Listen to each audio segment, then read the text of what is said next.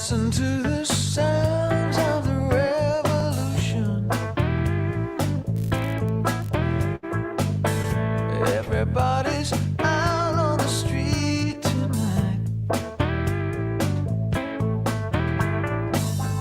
Everybody's cool. Everything's alright. Good evening, folks. Good evening, Australia. Good evening, good morning, good afternoon, wherever you are coming to us in the world. Welcome to Live Streams with Famous Friends, episode 19. My name is 19? Jason McNamara. Yeah, 19 already. I know, it's 19. crazy, isn't it? Crazy. I am your host, Jason McNamara, and this gentleman over here, all the way from Napier in New Zealand, is my dear friend, Mr. David Birch. How you doing, Dave? Jason, I'm fantastic, mate. And yourself? You know what? I'm a little bit tired today. I've just been running myself a little ragged as usual, but I'm actually kind of pumped and excited because I listen to these guys. I actually still have the album that we're listening to right now back home on CD that I bought from the store many years ago. And I really dig this band.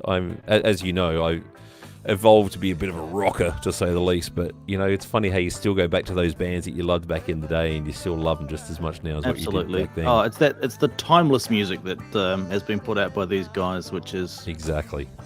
You know, it's beautiful. Absolutely Spot on. beautiful.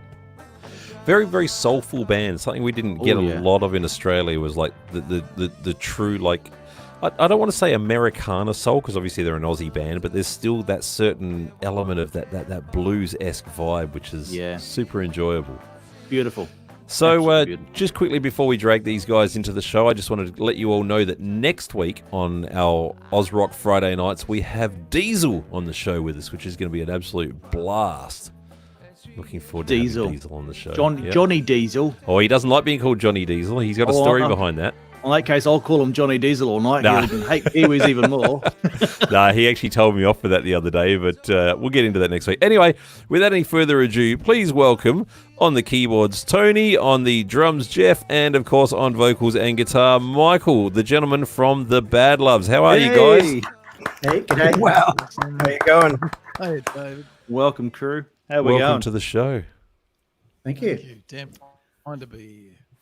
So I do appreciate you all giving us your time and giving your fans the time to be able to see you guys. This is a crazy time that we are living in, just to get ourselves around the algorithms that YouTube and Facebook have. We have to refer to it as the problem. We're not allowed to say the actual words, otherwise it thinks we're propagating incorrect information. It's one of those things. So if you refer to the situation at hand, just call it the problem for us. We would appreciate that.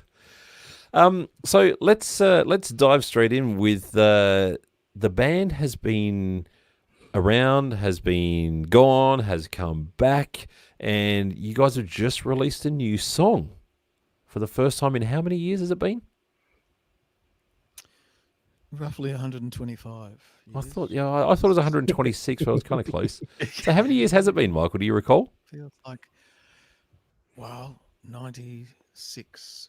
Whatever Wow. the hell that means. 24 years. 6 till now. That's a long time. It's It a long is. time. You might need to actually bump up the level on your mic a little bit more again, Michael. Sorry about that, but it does feel a little quiet. It's a sensitive one. Just give it a little nudge and we should be right. How are we? There we go. Wow, that jumped up. Hey, we got an interesting one jumped straight in here. Where is Irish? Well, Nicola, it's a good question you asked. Gentlemen, where the hell is Irish? Irish has Nicola. a day gig that involves him getting up very early, so he'd be fast asleep by now. So he's lucky to be working, though, which is something that most people are missing out during the problem. Yeah, exactly. Yeah. So he's lucky to be doing that. There's no question of that. So for those of you who maybe don't realise, Irish is the bass player in the band. Stephen, what's his surname again? O'Prey. O'Prey, that's it. Yeah. So is he Irish simply because of the name, or is he Irish because of the nature, or where did the nickname come from? Do you guys know? Those two things come together, Jason. The nickname and, no, he was born in Belfast. Oh. But came over at a young age, tender young age, and hasn't lost one little bit of that accent, I don't reckon. Maybe other people would notice, but he still sounds broad to me. I know another bass player actually who's in Australia who's the same to you, Joe Crichton, that played with Farnham for many years. Probably still does when John gets out. Fabulous player. Oh, great player. And such a nice dude too. Yeah, absolutely. Great singer as well. Isn't he? So, oh, he is. He's fabulous. He's really got his shit together, that guy. So if we go, like, we'll come back to the new song, but if we go back in time, now, if I'm not mistaken, Tony, you're also an original member of the band, right? Yeah, so I played on the first CD, or so I've been with the band from the start, but my beginning was a bit unusual in that when we recorded the first CD, I wasn't actually a band member. I was like a session player who would play gigs with the band and would kind of be brought in for bits and pieces. But when when the band finished that album, I'm not sure what happened, but they decided that it was cheaper just to ask me to join the band than have to pay me session fee. It comes down to money, Tone. Yeah, so Makes I sense. literally joined the band. Against your will. Yeah. Just kind of as that album was being finished and coming out. In fact, the first CD, Lost, if you look on the B-side, if you look on the back of the artwork, there's a photo of just the four guys in the band because I hadn't officially become a member at that point. So I have been with the band, but I have been with the band since the start, but I was probably one of the last of the founding members, I guess. But still there from the very beginning, though. Yeah, I played on all the tracks and it's all there for good or bad. It was Which is fiscal old right there. efficiencies. That's why he's Fiscally with us. It wasn't anything to do with his musicality. No. Which is kind of funny because when you have a look at the CD cover or the album cover for that matter, like because there's a mirror behind, at first you're kind of like, how many members are there in this damn band? It's a little bit deceiving. Chicago. Yeah, not far from it. Actually, it's interesting that you show that photo because that photo was taken at a cafe in Williamstown called Scuttlebutt, and Michael used to live above that cafe. Ah. And the song you're playing at the moment, he played to me for the first time in that cafe upstairs. He said, I've got this idea for a song, and he played it to me. And when Michael plays you a demo, like it's not some polished production, like he's still turning things up and turning things down and trying to work out where the kick drum is. And even when he played it to me like that, I knew it was an amazing song. It's probably my favorite Badloves song. Wow, nice choice. Yeah. It's just got such a nice groove. Let's just have a quick little breathe in of this. I left a note upon the wall. It said, be sure of what you've got. 'Cause girl, you're not the only woman I know to hurt me so. I think the thing that I love so much about this band and what always worked for me is I've said it time and time again on this show how much I love harmonies, but something I have not normally brought up too much, which I'm going to be bringing up tonight with you guys, I love arranging. Arrangements just make such a difference, whether it's like the way that the parts are stacked together or the actual like piecing of what goes where. And the person that I kind of cite the most that really I think kind of embodies the deliciousness of arrangements is early Elton John. I'm talking like the early 70s Elton John. Like, say, the Tumbleweed Connection is one of my favorite albums of all time. Great record. Diabolically good. Yeah. He was just a force, wasn't he? And you It's so guys... deep. That band as well. Oh, yeah. That band was insane. Oh, yeah. I mean, Nigel, the late, great Nigel, like, man, that guy could just lay it down, But the whole band was amazing on those records. Wow. He's gone. I didn't realise that. Yeah. Nigel passed away a long time ago, if I'm not mistaken. Or am No. Nigel it wasn't- Olsen. He came Nigel back. Olsen. I saw him beginning of this year. It wasn't He's- Nigel, it was, I'm getting the names mixed The up. bass player passed away. Yeah, what was his name? D Murray. Kenny Pozzarelli. Thank you. Did he die? I Did said D. he? I didn't realize he died. Yeah. Oh God, I'm like Oh. Nigel Olsen. No, sorry, He's like one of the- my bad. He's one of the- Wow. Oh, he's Yeah. an absolute You know- beast. Oh, He is, everything yeah. about it. It doesn't make sense that they were so good. But that arrangement idea, Jason, you're talking about, it was some of the songs from that era that made me realise how you've got to push a bit further with melodies and extended melodies rather than just catchy hooks. But that's where I learnt a lot about melody from him extending a melody out, and the chords just, a lot of people write with just a bunch of chords. Oh, I like this chord progression. That sounds like a hit song from somebody else, which is, to my mind, a really weird way of going about it, because Elton John showed us back in the 70s that you follow the melody. It's like an old Tin Pan Alley thing. It's, it's as old as the hills. They know how to write melodies, those people. Yeah. From that era. And that's what kind of drove me to you guys, or gravitated me towards this band in the first place, was like the combination of arrangement, melody, harmony. The other thing that you guys have in your music, which a lot of bands don't have, and even on your slightly more fiery tracks, you guys have breathing space. Not something you get a lot of these days.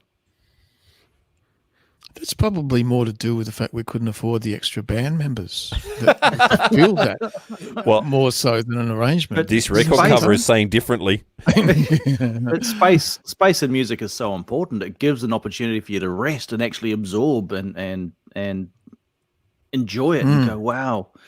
That breath is so important in music. So leaving that space is beautiful. It's necessary. It's weird too that you say that, because I was sitting in a place that I'm not going to nominate right here this morning, contemplating that exact thing of how space is something you learn to respect. Yeah. You might not have. You listen to a bunch of teenagers in the room. There's very little space involved in it, and I think it's just busyness and activity in music is in arrangements and things is just kind of an anxiety of writing, rather than leaving space is a powerful thing, very powerful tool. Yeah. It can be very funky as well. Yeah, absolutely. I find that a lot of hip hop actually uses space in order to create a groove. Yeah, to create the movement. Yeah, absolutely. Good point. Yeah. The song that I'm actually going to, I don't know if I should say dissect tonight, but the song that I'm actually going to get us to go forward so that you and the audience that are watching this can take it in, whether you're a musician or not a musician. I try very carefully on this show to be treading that line where we don't get too geeky, that those of you who aren't musicians get lost in it all, but those of you who are musicians also go, wow, that's kind of cool. I didn't think of that idea too. And I already just said the name is Lost. That's the song that we'll be taking apart a little bit tonight, because I like some of the changes and stuff in there, but we'll get to that. We're still on the first record right now and the band coming together. So, Tony, when you went from being a hired gun to being the guy, was that during tour? Was that during the recording sessions? Was that post-recording? Do you remember? I mean, this was a long time ago we're talking about. Yeah, no, it was. So we'd finished recording the album and we're about to go out on tour. So, and, that might have partly driven it too, because if you're part of the band, you go on tour basically for nothing really, or, like when you're a new unknown band, but if you're a session player, you got to get paid. So they probably thought, well, cheaper option is to offer him a gig. And but I think that the band probably didn't want to have that situation where, because there's so much keyboards and particularly Hammond organ on the tracks, that you'd have to have, like Aerosmith do, for example, they have a keyboard player who kind of sits out the back almost as part of the crew almost, playing all the keyboard parts. So it was just neater to have a full-time player, I think. Makes sense. And the band was a 5-piece back then, with like an extra guitar player, yourself on guitar, and then bass, drums, keyboards, correct? Yep.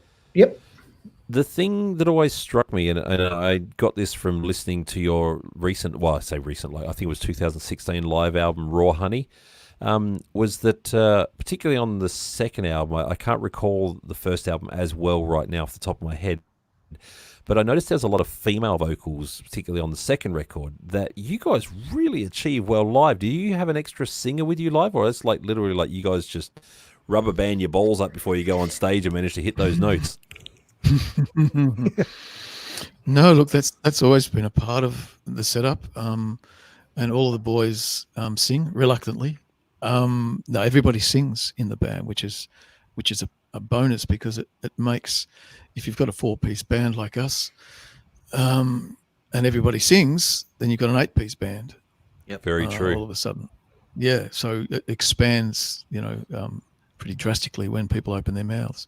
So it really is a joy to hear the voices. For me, especially, instead of just singing up there by myself, I want to hear voices behind me. It's beautiful. Yeah, I'm a harmonies massive fan always of make it. harmonies. Yeah, They I'm the really same. do. To give the audience, if you haven't actually listened to the album Raw Honey yet, you've got to listen to it because it's just stunning. I'm trying to think what particular song, just to quickly play a little bit of it to let people hear. Out of the 9 tracks on the album, I'll put it up right there. Which particular song would you say is the better one to be able to play some live harmonies from for people to hear? Jeff, go on, you pick one. Good luck. What one highlights your vocals, Jeff? Well, I mean, the one that has the most back BVs on it would be Slave, probably. Cool. We'll go with that for now then. So, who is out of the let's say additional? You're traveling as a 4-piece these days, right? Yep. Yep. Yeah, that's right. So, yeah. so who is the main backing vocalist? Like when there's going to be one dude to do a line with Michael, is there a particular person, or do you just share it all the time? That'd be It Irish. depends on the part, really. Yeah. But Irish and Jeff will divvy up depending on what part best suits their voice. Range, all that sort of thing.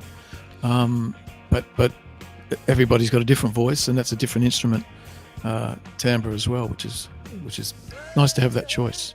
Good call. And you still got a great voice after all these years. A lot of singers tend to have their voice change so far that it's kind of almost hard to recognize that it's the same dude. But you've been lucky; you've kept your voice really well over these years. Thank you. Well, look, it's not the same voice. It never is when you've been singing for 30 odd years or whatever. It really takes a pounding live playing, and loud bands and bad acoustic environments. And it's pretty hard to keep your tonsils in good fair shape. enough. Yeah. So, when you're doing these shows, are you running any monitors? Are you keeping yourself as clean as possible? Or do you still like the breathing of a pussy? We don't do that.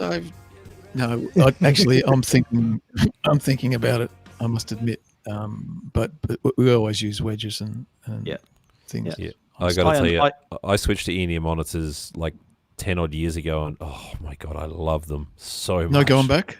No, honestly, no. Even if I go to a jam night, I'm always standing there going, I wish I had in-ear monitors. It's just so glorious. Like the keyboards come through in stereo, and if there's like stereo guitar effects on delays, you get it, and the vocals, you can pan people, and it's gorgeous having in-ear monitors. Yeah. You have to be really careful, because I've been using them for a very long time, and I used to use them quite loud, like have them the volume But up. you're a drummer, so Yeah, but still, I think a lot of people do that as well. You should really monitor how loud you put those things. no, fair enough. I bang on about it because I'm a bit deaf. Oh well, I'm sorry to hear that. Yeah. Smart ass.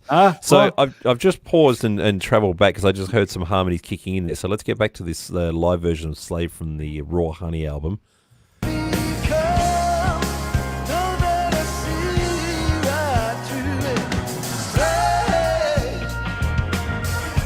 That's a nice harmony, well executed live.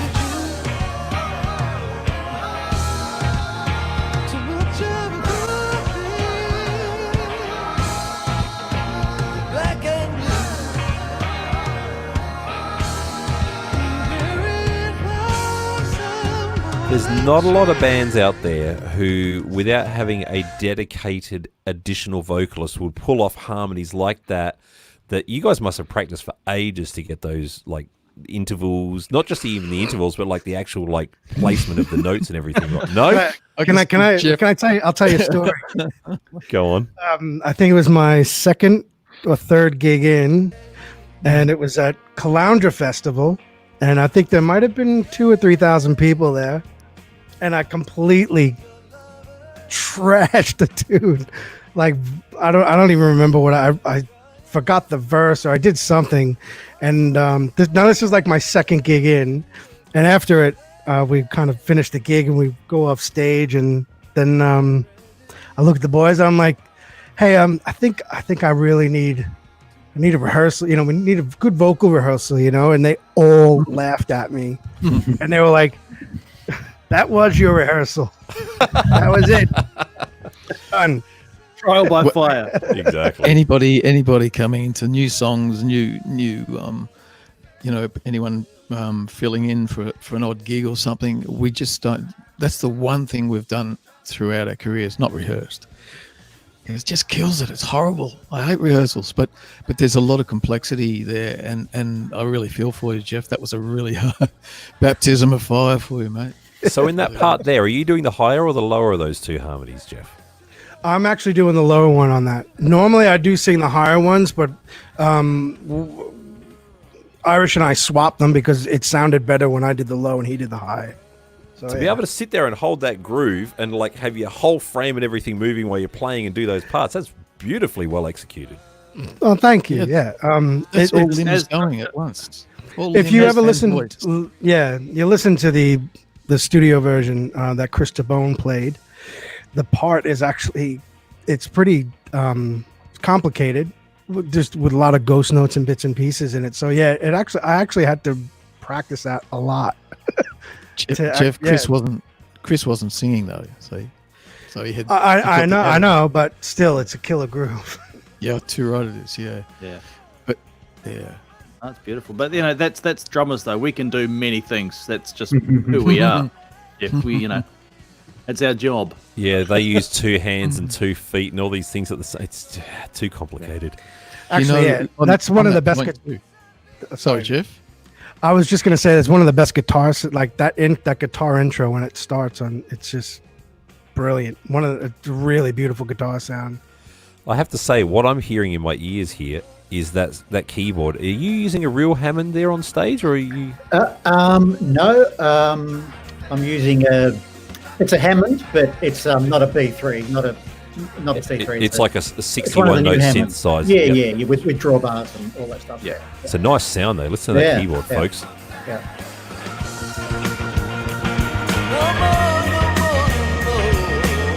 It's a gorgeous mix too.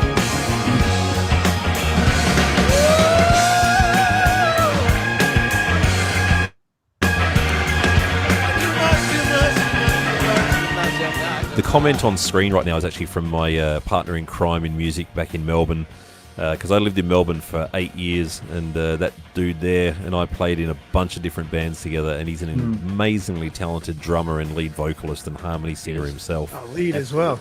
So, this guy is incredible. He doesn't give himself anywhere near the credit that he deserves, but yeah, he's an exceptional talent, and he's right. Like harmonies, it's just such a huge thing. Like the pair of us used to love singing together.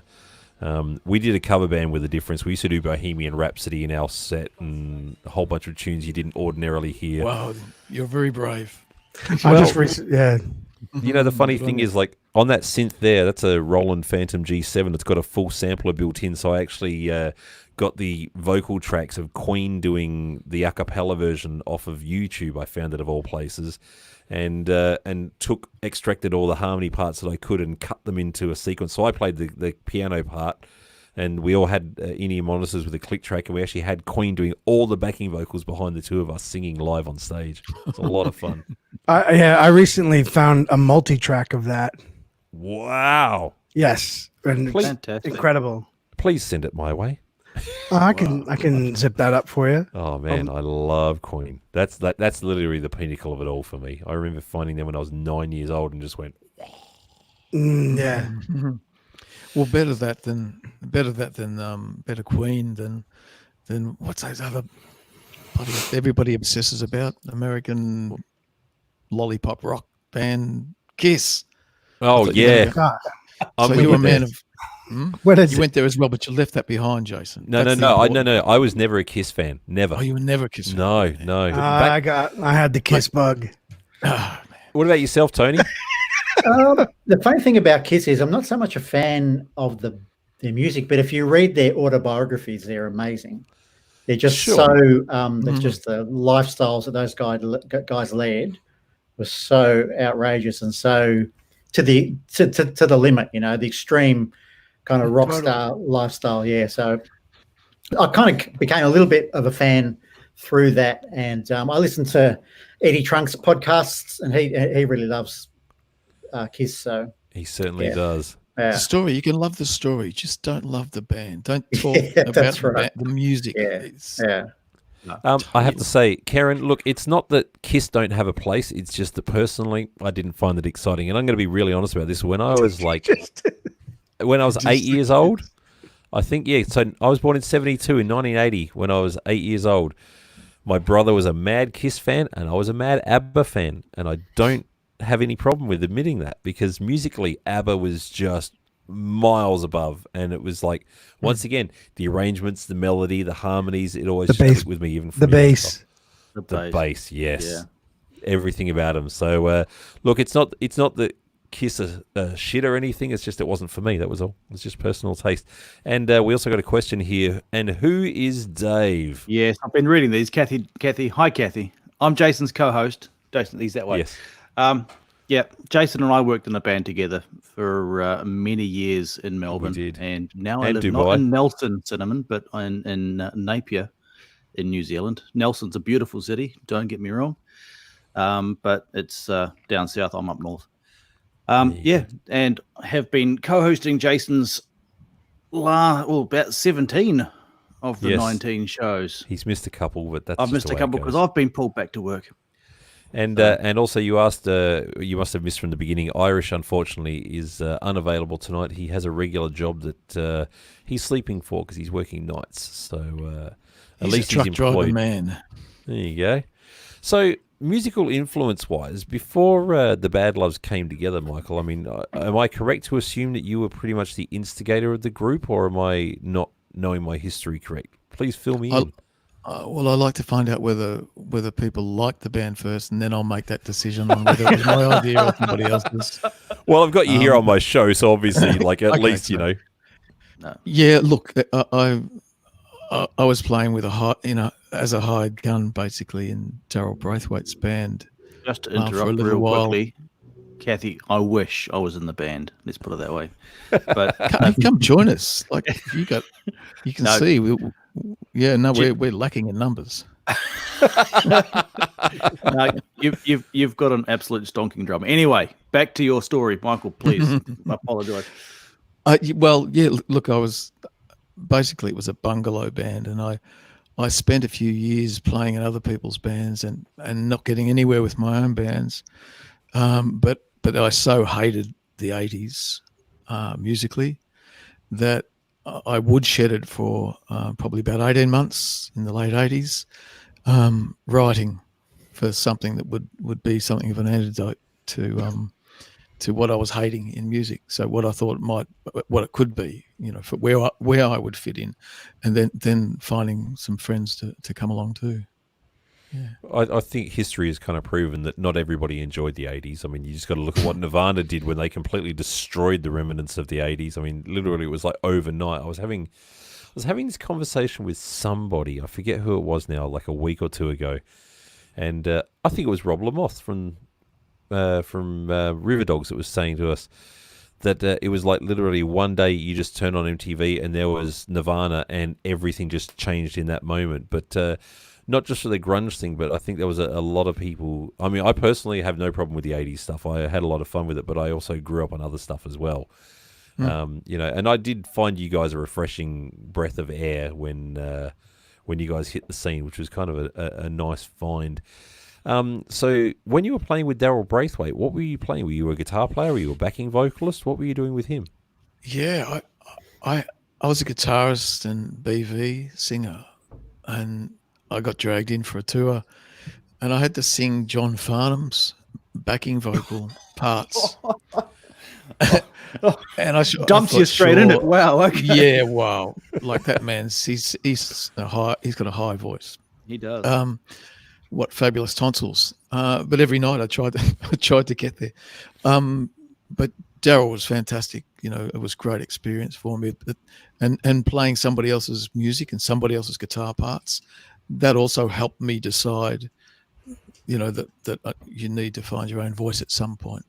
Makes sense. Musically as well. So it was a great learning experience. And at that time, Tony, like before Badloves, because I mean, I've got your list here of the people you play with, and it's a very impressive list. Pre-Badloves, who were you playing with?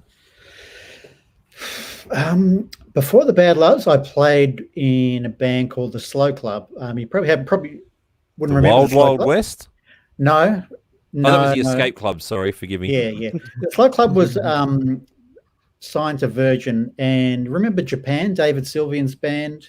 I do. Yeah. So the guitar player from Japan moved to Australia, Which and is put a weird band because I'm together. from Australia and I moved to Japan. Yeah. I live in Tokyo, just for the record, if you don't know out there. So I was playing in that band, and even though the music's nothing like the Badloves, there was something that happened with that band that was very influential, that I brought to the Badloves, and that was we did a Australian tour with Steve Winwood. We supported Steve Winwood. Nice. And I think at that point I'd probably never even seen a real Hammond organ. And Steve Winwood is obviously an amazing Hammond organ player. Oh, hell yeah. And so watching him play each night just completely changed my whole thinking on keyboards.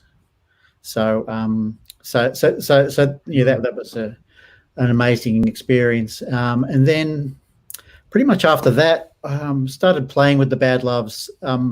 Just the odd gig here and there, as I said before, more as a session musician. And the guys got the record deal, and we went in to record the album, and then I was asked to join. Very cool. I want to quickly highlight here. Diane, I don't want to pronounce her name right. Would it be Vasquez? I would just take a guess. I'm sorry if I got it wrong.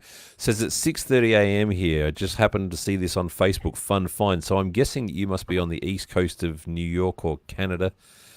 So welcome to the show. Thank you for watching us wherever you are. I mean, I know that's the time zone for New York, so I know it's definitely East Coast somewhere out there. So thank you for tuning in on the show. That's really cool. And my dear friend from my hometown, Adelaide, who also lives in Melbourne now, Mr. Matt Bradshaw, says, hello, Jeff. Hey, what's up, Matt? Holy cow. I've known Matt since I met him late 1989, if I'm not mistaken, or maybe early 1990. So, right. We've been friends for a very long time. He's a gun. He's a gun. And actually, he's one of the first people I played with when I first moved here. Huh. Well, I was Yeah. actually about to get into your We used to history play next. together. Just Diane says she's in Boston, so thank you for watching in Boston. Good morning, I used to Boston. live there. So, like, obviously, you joined the band. Was it 2012? No. 15. 2015. Okay. So Yes. heading back through your history so that the people watching can catch up with you, where were you back in the late 80s, early 90s and your progression through to joining the band? I was in New York and a bit of Connecticut in the mid 90s and then back to New York City. Yeah. So, yeah, by the end of the 90s, I was in New York. And what dragged you to Australia? I came with an American band and then wound up meeting an Australian woman, and that's how those things happen. Mate, I don't live in Japan purely because I'm a mad sushi guy. In fact, I don't even eat sushi, but I have a Japanese wife and two half Japanese, half Australian kids, so I know how it goes. I've been there. Yeah. And who was the American band that you came to Australia with? It's called Morning Widows. It was Nuno Betancourt's band, who's from Nice. Boston. So, if those of you watching don't know, Nuno Betancourt is the guitar player from the band Extreme. You no doubt know their songs, possibly you know Wholehearted, and no doubt would know More Than Words. And they were essentially a kick-ass rock band who happened to have a couple of nice ballads that served them very, very, very well, like Mr. Big They're did still with To Be With You. kick-ass. They are absolutely huge They band. certainly are. Love them. So, how was it working with Nuno? It was amazing. Well, it brought me to Australia, that's for sure. But yeah, it was a learning lesson. You know, like it was just I learned a lot working with him musically and everything. It's an incredible experience. We've actually got somebody here asking about that. So, Tone Revival Engineering says, talk to Jeff about his work with Nuno, killer player. So, yeah, I mean, please expand. Like, I mean, look, I'm not going to pull any punches here, folks. I already had a chat with the three of these guys earlier on today and got a little bit of insight on some things. So, Jeff, please tell the folks out there about what you said to me about working with Nuno and what it was that you picked up in his drumming stuff. Oh yeah, he's probably one of the first musicians that I played with that's not a drummer, that would just kind of, we'd be playing a song at rehearsal, and he would like turn around and look at me and go, that those ghost notes after the backbeat, the first backbeat, were not loud enough. I'd be like, holy cow, you know this part better than I do. He's completely all over it. He's just one of those musos that he plays every instrument, and he plays every instrument well. So yeah, he's incredible. I just realized who this is. So Tone Revival Engineering is actually Warwick. He's he's Diesel's guy. That's right. So, yeah, there he is. So you guys all know Woz? Tony, do you know Woz? Yeah, absolutely. Yeah, I know Woz. Yeah. Really, he was. Woz is an absolute champion. That guy knows his shit and then some. And he's a Too good right, he dude does. too. Yeah, absolutely. So yeah. What's up, Warwick? Yes, exactly. Thanks for tuning in, Woz. Good on you. That's nice cool. To see you Yeah, here. totally. So now when we move slightly forward through the timeline here, if I'm correct, Tony, the rest of the list that I have here was when you had moved on from the Badloves. Is that right, as far as the people you play with? Yeah, so I think the band took a bit of a break at the end of the 90s, and I started just becoming a bit of a higher gun and played with various people. Jimmy Barnes, I was in his band for a few years. John Stevens, worked with him solo as well as playing with Noiseworks. People like Shannon Knoll, Vanessa Amorosi, who I've been working with more recently. Just anyone who'll have me, really.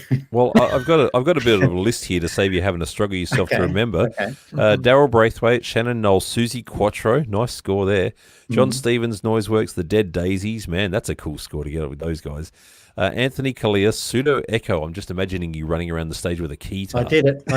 Yeah. Yeah. I got one right here, mate. There you go. Oh no, it's Yeah. still is. Oh, Michael's like, Yeah, oh, yeah. I didn't realize this was going to be that sort of thing. I'm out of here. yeah, Look I'm tapping out. out. I'm done. Michael, if it makes you feel any better, mate, I've got this on the other side of me. Oh, wow. Michael, you need that. Send it over. It's fuck that, mate. That guitar took me 17 years to get. That ain't going nowhere. It's 5.6 kilos. I actually measured it for a guy yesterday. He was like, "Oh man, you got one of those. How much does it weigh?" And I was like, "I don't know. I just play it." And he goes, "Can you weigh it for me?" And I was just like, "Okay, sure." So I weighed it. It was 5.6 kilos. So there you go. But continuing the list, Vanessa Amorosi, Kate Sobrano, Russell Morris, and of course, actually, there's two more I'll mention here. Cold Chisel for one show. What's the story there? So do you remember there was a benefit concert for the Rose Tattoo guitar player who was really sick? Mick Cox, I think his name was. It rings a bell. Roughly what year? It would have been 2012 or something like that. Yeah, that was just after I'd left Melbourne. Yeah. So, Cold Chisel, it was actually, so it was myself, Ian Moss, Jimmy, Phil Small. Don Walker wasn't able to be there that night, so I was playing in Jimmy's band at the time, and they asked me to do it. So it was only a few songs. It was probably 6 songs. But, when they write the book, I'm there somewhere. So, that was good. What an honor to play with That's Chisel. actually the first time I'm hearing that. I Actually, don't tell you everything, Jeff, believe it or not. Jason, I'm not sure if you mentioned that Tony also played with Todd Rundgren. That was the next one I was going to get to. Yeah. Michael, we should definitely cover this. No, I don't think the guys in the band need to hear any more Todd Rundgren stories. I think we probably covered it fairly well. Look how red Jeff is right now at his joke. He's laughing at his own jokes, folk. Yeah. But So come on, tell us the Todd Rundgren story here. Oh, look, Actually, sorry, for the people out there who actually don't know, because I mean, Todd's not necessarily the hugest household name in Australia like he is in other parts of the world. Fill them in firstly on Todd and why this is so important. Oh, look, he's just someone I've been a massive fan of for years, to the point where, back in the 90s, in the kind of when the band was touring a lot, I would drive the band totally insane by playing Todd Rundgren, day and night, basically, to the point where we would have one car that was going to have Todd Rundgren playing in it and another car that wouldn't have. And I think Michael would quite often. They were choose lonely the trips, Tone, weren't they? They Lonely were, trips. very lonely trips. A mate of mine, Davey Lane from UMI, he got the call to put a band together for Todd when he was touring Australia a couple of years ago, and naturally he knew I was such a big fan that I knew all the songs, and so we did that. And the hardest part was we didn't want to let on that we were all super fans. We just tried to act professional, and we didn't want to be too sort of groupie-ish about it. Also, how many minutes did that last for? Well, we had situations like, so we got to rehearsal, and Todd arrived, and g'day Todd, and looking at our watch, going, oh, okay, well, let's get through this, and then he'd leave the room, and we'd all look at each other and go, that's Todd. Could not believe it. So we had lots of those moments on tour where, like, I remember the bass player Luke, he'd send me these photos. Check out Todd at Dubbo McDonald's.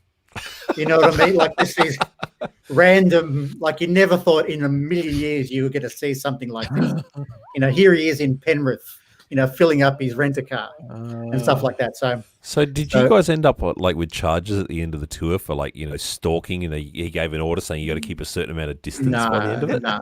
He like I said, we never truly really let on, but he was amazing to work with. He was just such a nice guy, and they say never meet your heroes, but he didn't, he didn't disappoint. He was awesome. Oh, the weird part was too that such is Tony's fanaticism about Todd when he said that he's going to play in Todd's band. He's going to be in Todd's band over here. I was actually really, really excited, like genuinely excited, like a kid at Christmas. And I've got a lot of respect for Todd, but it clearly doesn't do the same thing for me that it does for Tony. But I got so excited, and I just realized it's because of how much I know that meant to Tony. Yeah. Like how possibly excited you'd be. Yeah. That's a great supportive friend, though. That's good on you. Yeah, there was one, just the last Todd story, Jeff, before you nod off there. No, please go ahead. Yeah. Yes. We were in rehearsal, and his big song, Can We Still Be Friends, probably his best known song. And I said to him, there's just one chord, Todd, I'm just not quite sure about. And he came over, sat at my keyboard, and played Can We Still Be Friends from start to finish, just for me. Wow. Like a personal. And Luke, the bass player, of course, he took a photo of it and sends it to me later on saying, check this out. There were lots of amazing moments like that. That's pretty cool, man. I like that. That's cool. It's very cool. Yeah. Yeah. Congratulations. Yeah, we got another Jeff sighting here. A very dear friend of mine from back home, Dave Richmond, says Jeff has played with Enough Said. Dave Richmond is a vocalist in Adelaide, South Australia. And I have played with Dave. That's right. I know Dave. Absolutely. Yep. What's up, Dave? How are you, mate? Believe it or not, he used to live if you sort of look at the four-way of there's the part between my house and the one next to me, and then the house over the fence. He used to live the one diagonally behind me, and then moved 5 houses down the street from me. But I've known that guy for 30-something years as well. Nice. Wow, that's a long time. That's cool. Yeah, good to see you, Dave. I think we did it out like an outdoor. We played outdoors somewhere. It was a long time ago. So I'm guessing the list on your situation, Jeff, is quicker to say, who haven't you played with? Because it seems like you played with every man and his dog and their cat and their fiddle as well. Well, yeah. You slut. Yeah. And he knows every human possible. If you go anywhere for more than 5 minutes with Jeff, whether it be an airport or shopping centre, rehearsal room, you can't get anywhere because Jeff knows and has played with every person. Seems like it. And Michael, what about attending a festival with Jeff where there are 4 or 5 bands playing? Like you play your gig. Well, he's playing in the ball, so you play your gig, and it's been a long day, and you just want to go. But Jeff wants to stay around and chat. I'm hanging through, and the drummer. Another he hour wants and to a talk about what kind of drumsticks they're using and all this Yeah, And he Hey, goes, when the Angels are on the bill, you hang out. everybody stays for the Angels. That's right. Come on, And I like staying for Jimmy as well. So absolutely. Can't blame you. Some serious talent right there. All right. Well, look, let's get into this thing I was talking about with the arrangement side of things earlier. So before our audience sort of goes, you know what, these guys are just babbling too much shit and I want to hear a bit more music. Let's get into our anatomy of the song Lost. So my whole point of doing this, folks, so those of you who are watching, again, if you're not a musician, don't be afraid of what's about to come up. You might actually learn something interesting that you possibly even didn't hear. So the difference between being a musician and not being a musician when you listen to music is literally we kind of, it's like the Matrix. You must have seen the Matrix and you see all the goobity goop and blah, blah, blah. And somehow or another they can see it. And as a musician, when you've played with enough different musicians and you've heard different styles of playing from different people, like one drummer plays differently to another drummer, just the way they do the ghost notes, which is what Jeff was referring to.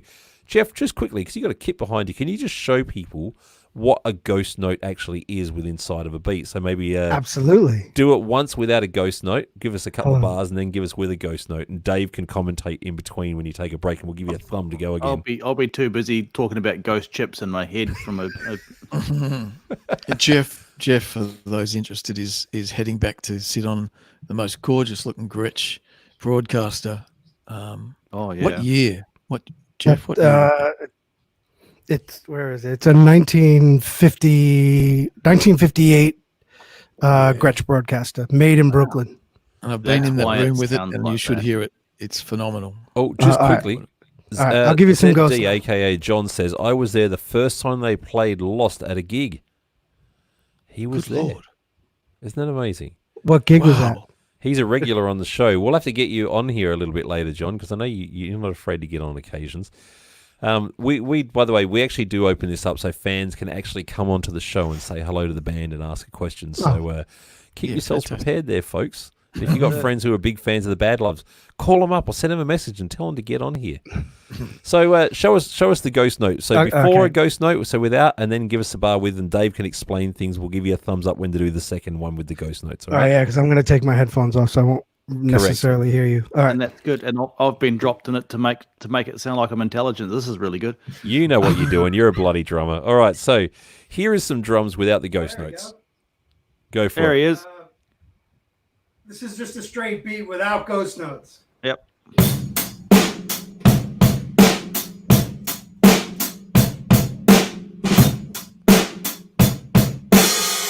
with ghost notes. Stop. Yeah, that's it. Here he goes. Go. Notes.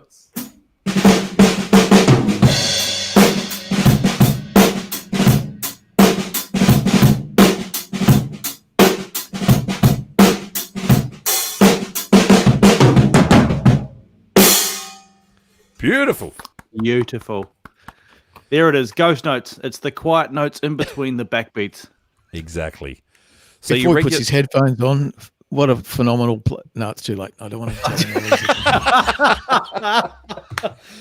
Oh, well played. Sorry, I missed that. I had the wrong headphones on. But he is a drummer. So for those of you who may not have caught the difference, basically 1, 2, 3, 4. Your snares on the 2 and the 4, 3, 4, and then your ghost notes are those little bits in between the, so to speak. Not necessarily that groove. If I was to sing, it would be like dum da dum da. It's got those little roots in there, the little, yeah. Little drags, little rolls, just little That's right. flourishes. It's the drummer's expressional. It's the way we throw it a bit more into the groove and create a bigger pocket. It creates, if you were to visualize it, it creates more of a train chug along. Yeah. If you want to, it kind of chugs the beat along a bit more than if you just put. There's reasons to play just straight, and then there's reasons to add a little bit of sauce in there.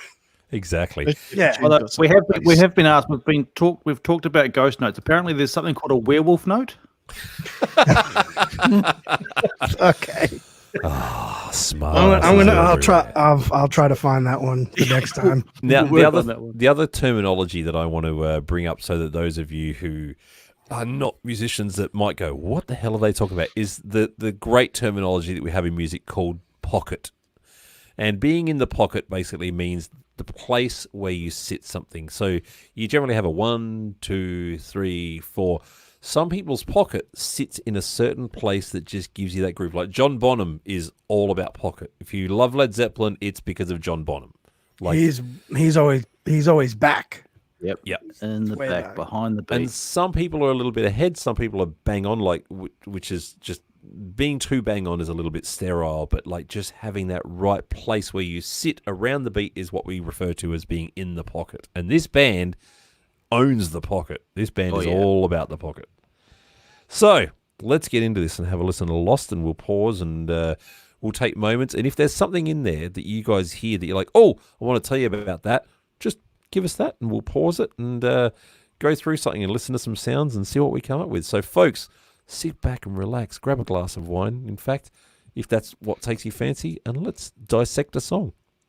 I always wanted to know that little that comes in at the start there. What is the story behind that? No doubt that'll be that the tape just got pressed late, the record button. There was probably, I probably started playing ahead of time, and I don't know. It's a weird little, it might be a ghost chord. It's a werewolf note. Yeah. I remember. Yeah. Remember when we first mixed that, we had a whole lot of sound effects at the beginning there. Cameron Craig, with the engineer at Metropolis at the time, put a whole lot of lost crowd noises and stuff like that. And then I think that guitar kind of crept in from under there. So wow. But I think we decided that the crowd, like, that wasn't really radio friendly to have those sound effects and stuff on there. Was it like a crowd? Yeah, an something audience like that. kind of thing, was it? God, I got no. Like a megaphone sort of. Yeah, I just remember it being there and then not being there. Right. See, that's exactly why we do this, folks, because you never would have known that otherwise. Even the lead singer of the band didn't even remember that. He doesn't know a lot of stuff. Yeah. Michael's blocked that out. Yeah. Exactly. All right, back in.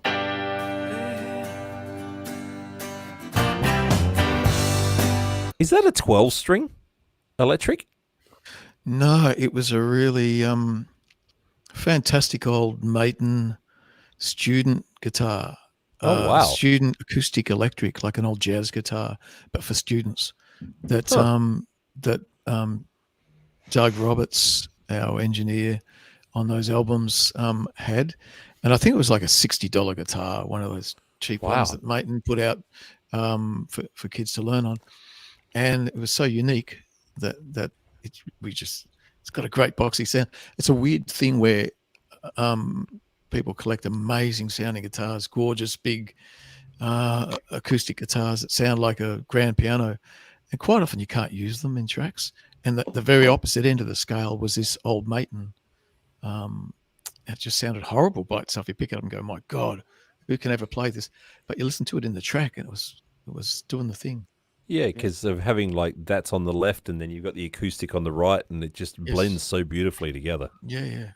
I died at the hand of an angel, gently betrayed with a kiss,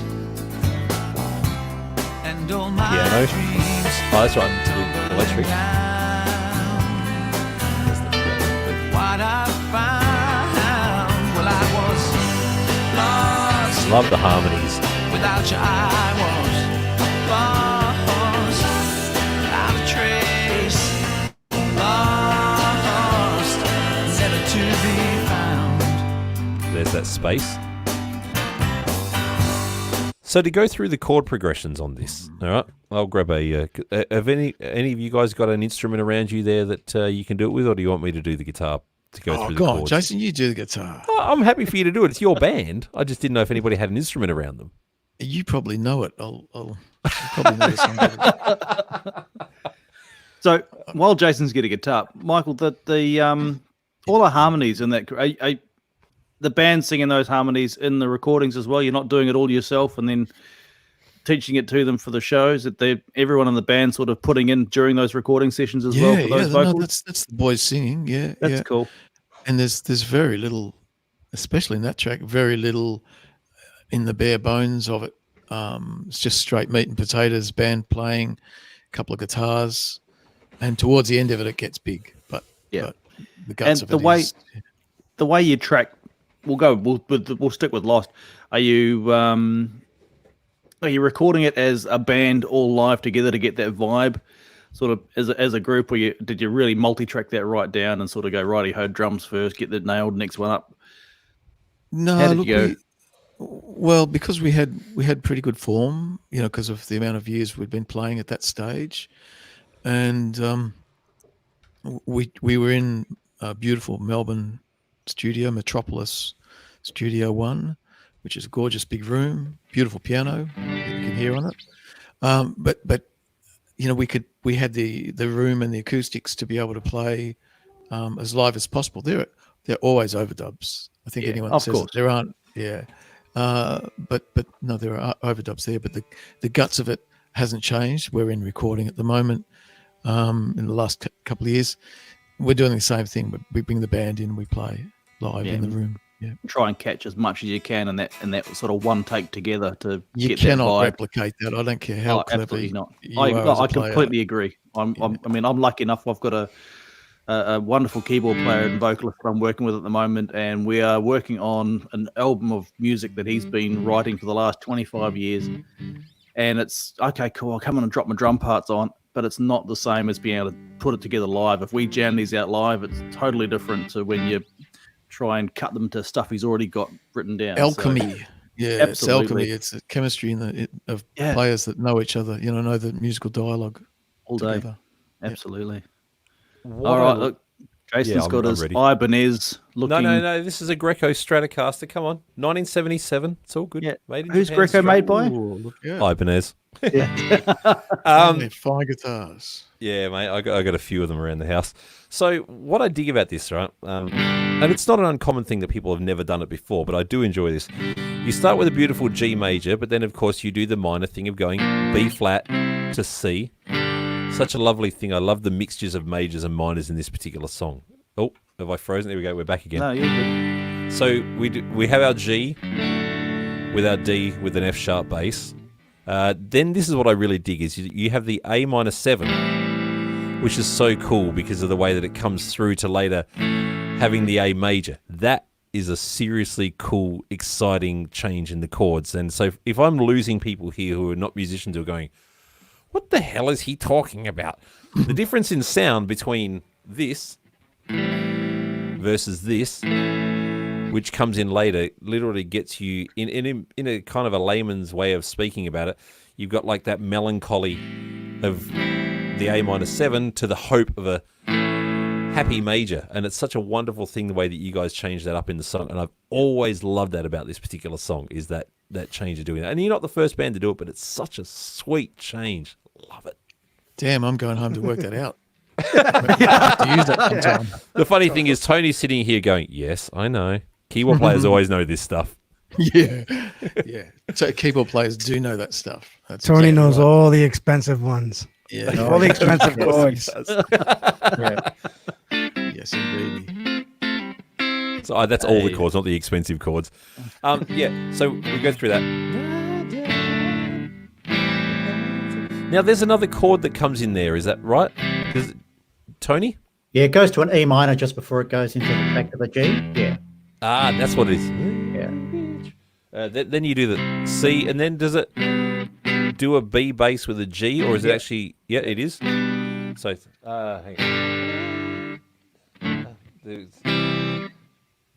So that's when it goes to the A major for the bridge. Back to the C. To the E minor. My point of showing you guys all of these chords is that if you are somebody out there who is sitting down learning how to play guitar, this is a great song to learn because firstly, you're going to learn 5,000 chords in one song. But secondly, you'll be able to understand the flavors of what makes chords such a beautiful, wonderful sounding thing to find within a song. And that's kind of what guitar... Oh, my internet's gone funny again. Oh, no, we've lost two of them. We've lost two of them. Whoa. That was weird. Haven't had that before. Hope they find their way back onto the show. Absolutely. We've never had that issue before. You Oh, don't here we want go. it just to Tony's be back. me. Don't know what happened there, Tony. That was weird. You disappeared there for a second, Tony. Yeah, I'm back. Yeah, that was weird. Yep. Tony, Is Michael still there? I can't see Michael anymore. no, he's not, Not yet. yet. I'm just waiting for him to come back. Let's see what happens there. But anyway, so my point about bringing up all the chords and stuff there is because I love the flavors and the textures. So if you're somebody out there who is aspiring to learn music, or even if you dabble a little bit, this is a great song to learn. How much instrumentally were you involved? And when I say instrumental, I don't mean in musicality, I mean as in like importance. How much were you involved in the writing of this particular song, Tony, or then the rearrangement of it? No, that Michael had. I think this might have been one of the songs Michael had written before he even really got the band together, or if not, it was like well before I joined. So probably my influence on this was all the piano stuff. Around that time, I was really getting into Billy Preston and just kind of discovering gospel piano. Yep. So a lot of those big sort of, bottom end and big chords come from that gospel sort of setting, which I was really getting into. So if I had an influence on the track, it would be more, I guess, the like around the piano and the Hammond organ and all that stuff. Welcome back, Michael. Yeah. We don't know what happened then. That was very odd. You and Tony were both kicked off the stream at exactly the same time. Yeah, I went to the dunny. That makes total sense. Yeah, so Tony just told us that basically you had this song already written and brought it to the band yourself, which is kind of funny because you're sitting there going, well, hang on, I don't know those chords. I got to unlearn them. Like, is this something that you wrote and you'd kind of forgotten to this point as far as naming the chords, or like you wrote this song yourself, right? No, and I remember bringing it to the band at a rehearsal to learn the song, and them just looking at me aghast because it wasn't a blues based or R&B sort of thing, but they kind of made it their own after a while, of course, but it was a weird song. It didn't sort of fit amongst the other songs. So I've got this. I remember playing through the first few chords, the first verse or something, thinking halfway in, man, they hate this song and they're wondering what the hell has gone wrong with me that I've introduced this song into the band, because it didn't sort of fit with the other things we're doing. But no, I remember the song. I remember the chords and things, but I was just thinking then why I picked those crazy chords as you were playing them. And I realized it's because I've got a melody in mind. And so I'm just trying to I'm chasing chords and colors that I can dress the melody up with. And so that's why there are so many impossible connection of chords, like a merry-go-round going a little bit too fast. And if you fall off and forget your chord change, you're in strife, Yeah. You don't get back on for till the next time the little horsey comes around. Yeah, the funny thing is the chords in that song really, like, it's basically like having a team. Your chords are like the individual players, and you can have all these great players, whether it's musicians or sports or whatever, but you bring all that together and a team becomes an incredibly powerful force, and that's exactly what this song kind of becomes in such a great, wonderful way. Yes, exactly. When Tony played on it, all of a sudden the whole thing bedded down for me because of the gospel influences. He's not a man of religion, are you, Tone? There's no Very secular. Very but all of a sudden it made sense. The song made sense for the band because he bedded it down with this gospel kind of influence, which is one of the things I love about Tony's playing. Which is very, very prevalent in the second verse, I must say. It sort of steps up with the keyboards and they ramp up a little bit. Yeah. And it's a rare thing too to find a keyboard player who has a thing about gospel. It's not that common, especially then in that era. I think you were way out of step with trends, Tone, I've got to say. Thank God you were, because yeah, like I was saying before, like when I heard that Billy Preston album, That's the Way God Planned It, like I never played the keyboards the same way again. Yep. Yeah, you should see that footage of Billy Preston playing with Ray Charles in Melbourne. Man, oh man, that is some footage. And Billy Preston gets up and dances. His dancing is as good as his piano playing. Nice. Well, let's get into the second verse, because this is where we're up to right now. I cried love that line. No one would hear I was down. It's guitar, that's right. So no one knew the trouble I had. Yeah, I So had it tasty. bad when I was lost. Without you, I was lost. Without a trace. Lost. You know that That love. Sorry, that was actually out of tune, sorry. But like, that's actual individual members of the band, once again, as David was asking before, or is that you overdubbed, Michael? Do you recall? Do you mean the high part? Like or the blend or of harmonies in there? Oh no, the call and response thing was the band, and Irish singing high with Jack. I may have been in on the ensemble of it, but I don't. You know what? It was obviously the harmonies were done at a different time than the bed track was done. Yep. Do you recall? Did you have any additional vocalists? Oh, we in the sure studio? did on the first album. Absolutely. We had the fabulous Susie Ahern, who's just an amazing singer. So she was there, and a good mate of mine, godfather of my daughter, David Wilson, was also there. And David and Susie sang through a lot of the tracks, probably more the slower ones now I think about it. But there's this thing with singers where it's called, ensemble, where the melding of the tones of the voices come together, and so they were in with us to give it a bit of fabric, I suppose. Yeah, nice. I don't think it was in this song though. I've got a feeling it wasn't. They didn't sing in this song. Okay, cool. All right, I'll continue with the track. lost. Without you, I was lost. Losing faith, I was. Did I just notice a baritone saxophone? God, yeah. My brother John Spivey was a founding member of the band, but like all brothers, he hated me. So David and I both have brothers, so we've had our ups and downs with our brothers too. Yeah. He had to go to Mum to get clearance to leave the band. I'm just going to play that back again because honestly, in all the times I've listened to this song, I've never noticed that, and all of a sudden, right now, it's just like, oh my god, there's baritone saxophone. You've got a pretty good ear. Well, I don't know about that. I never noticed it before until right now. But if you're listening, have a listen for the that comes in the bottom, and that's a baritone saxophone. Without you, I was lost. Losing faith, I was There it is. lost. Never to be Now here comes that gorgeous bridge in the string part. under the wide open skies.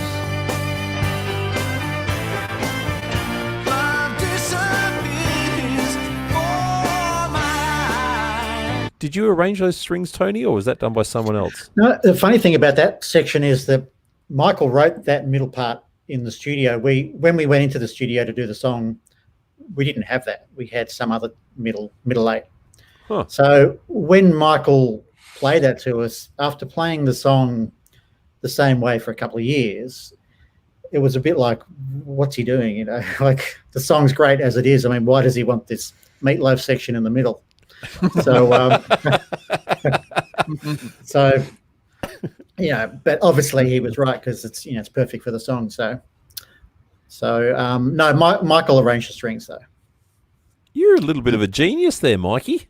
Not quite, Jason. No, but I forgive me. I can't remember who the players were on that off the top of my head. In fact, I'm even thinking that baritone player on that track was the mighty Paul Williamson, fabulous Melbourne jazz player.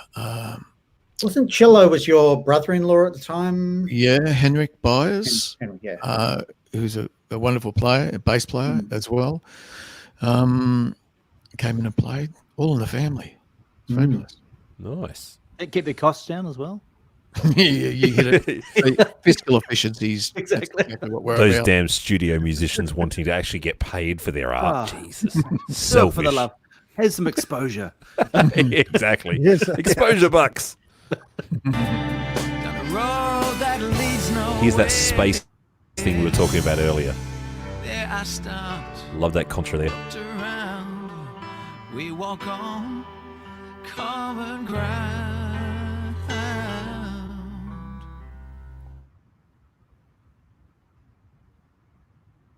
Hello.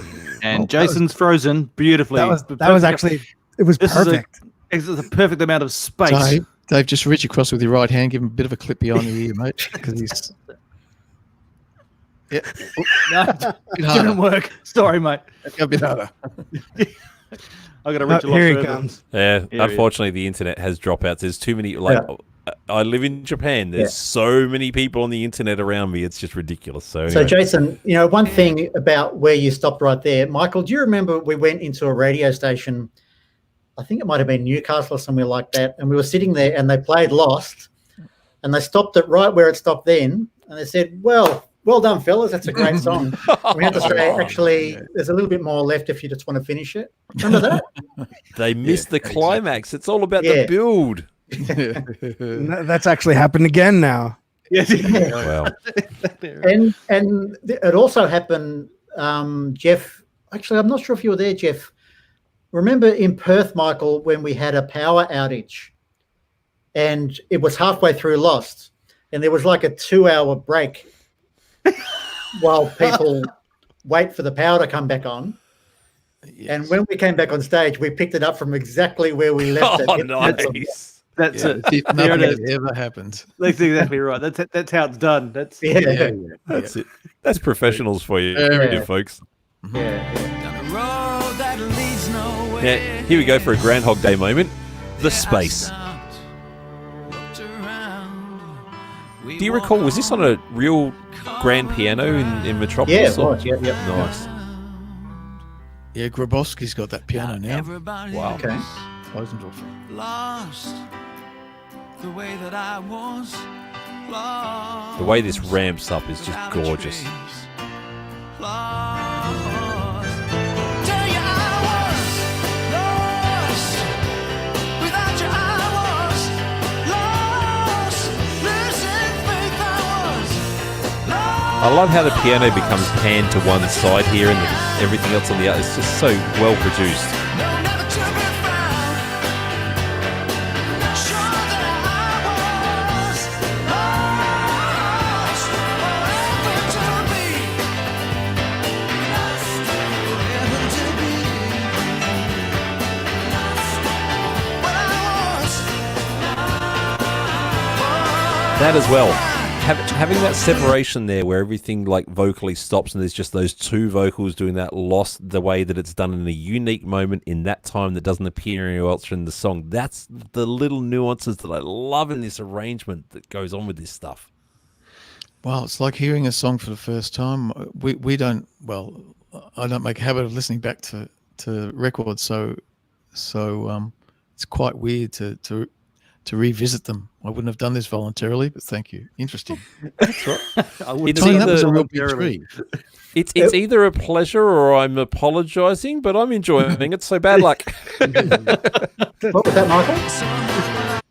What was that, That's a Michael? real B3. That was a studio Yeah, B3. it was a B3. So on that album, just to get really nerdy, a lot of the organ was actually an old Korg CX3. Oh wow! I remember that yeah. keyboard. Yeah, through a Leslie, but it was a Korg. And at the time, I mean, we knew nothing, and that sounded great to us. And it does sound good. It suits the vibe of the album. But there were a couple of songs where, and I think there may have even been a B3 lying around, but we just couldn't figure out how to switch it on.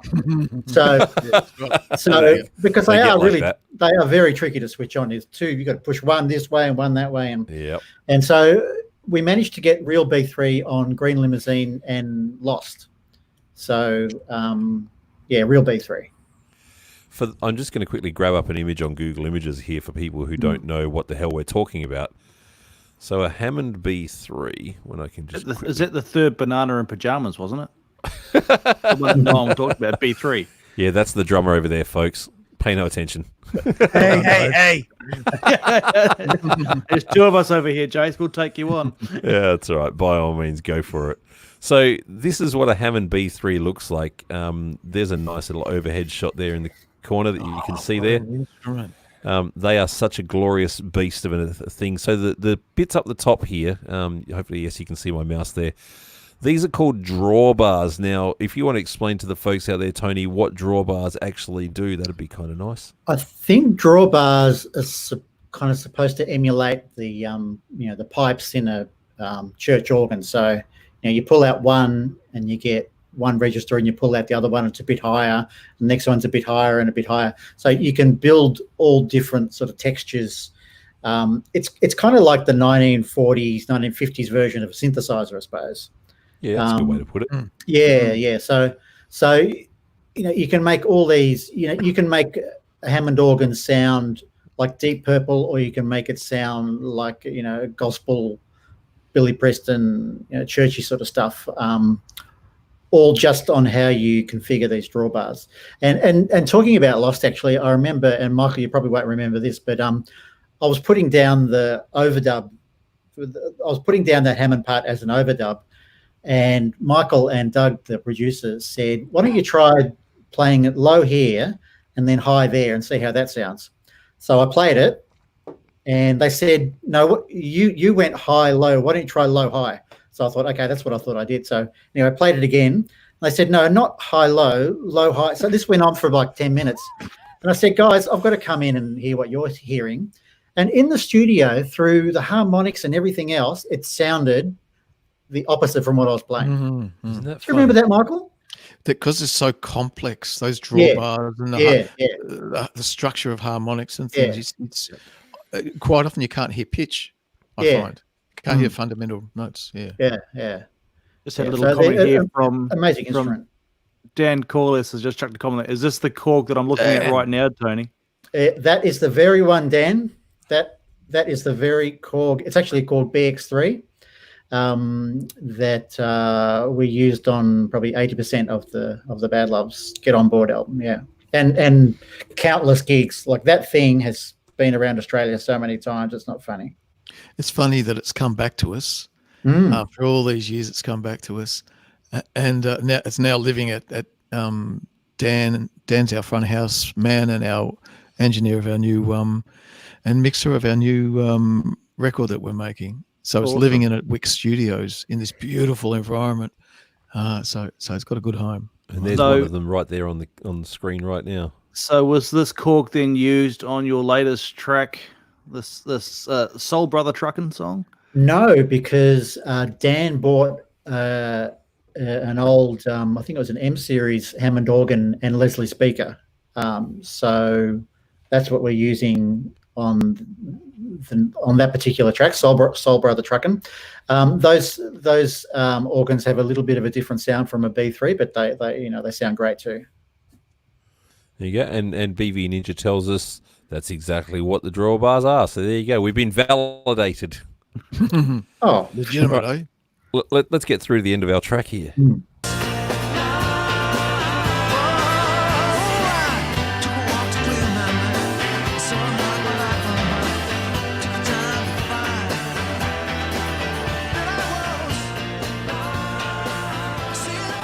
When you guys play live now, are you playing the Hammond or the organ there? Oh, sorry, the Hammond or the piano there?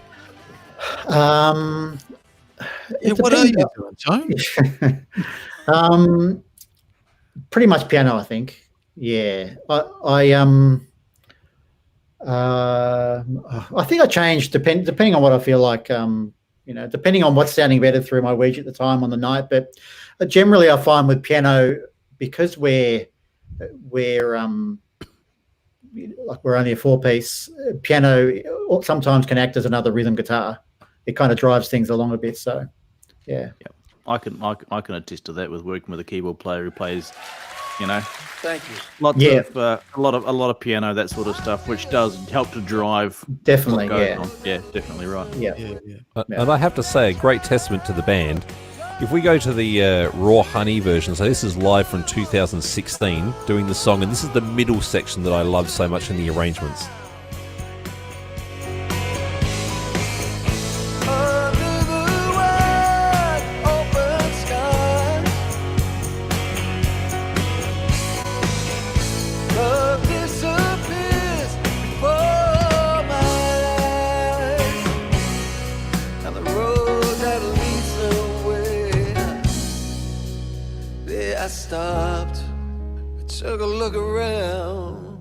see we're walking on the same old ground. It's rough, undulating, overwhelmed I feel, lost amongst my own family and friends I felt. Most time I feel That is so gorgeous, guys. I have to say, like that was that, and those chords that you played there on the keyboard, Tony, that was stunning.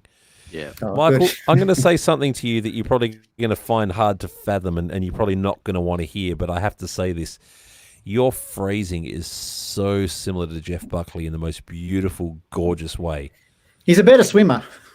Definitely. Thank God. Definitely. Too early. Say that I'm- Much too soon. But no, like seriously, like I find that in your vocals so much. You have so much, and it's a beautiful thing to have because not a lot of people can do it. And if they fake it, it's just bullshit. You are so good at getting that type of phrasing like what Jeff Buckley got out of his voice too. Oh, well, thank you. That's really nice. But I was just, that was hard to listen to because I remember the pain of singing with no voice on that particular night, that recording, and just going, oh no, is this going to hold up?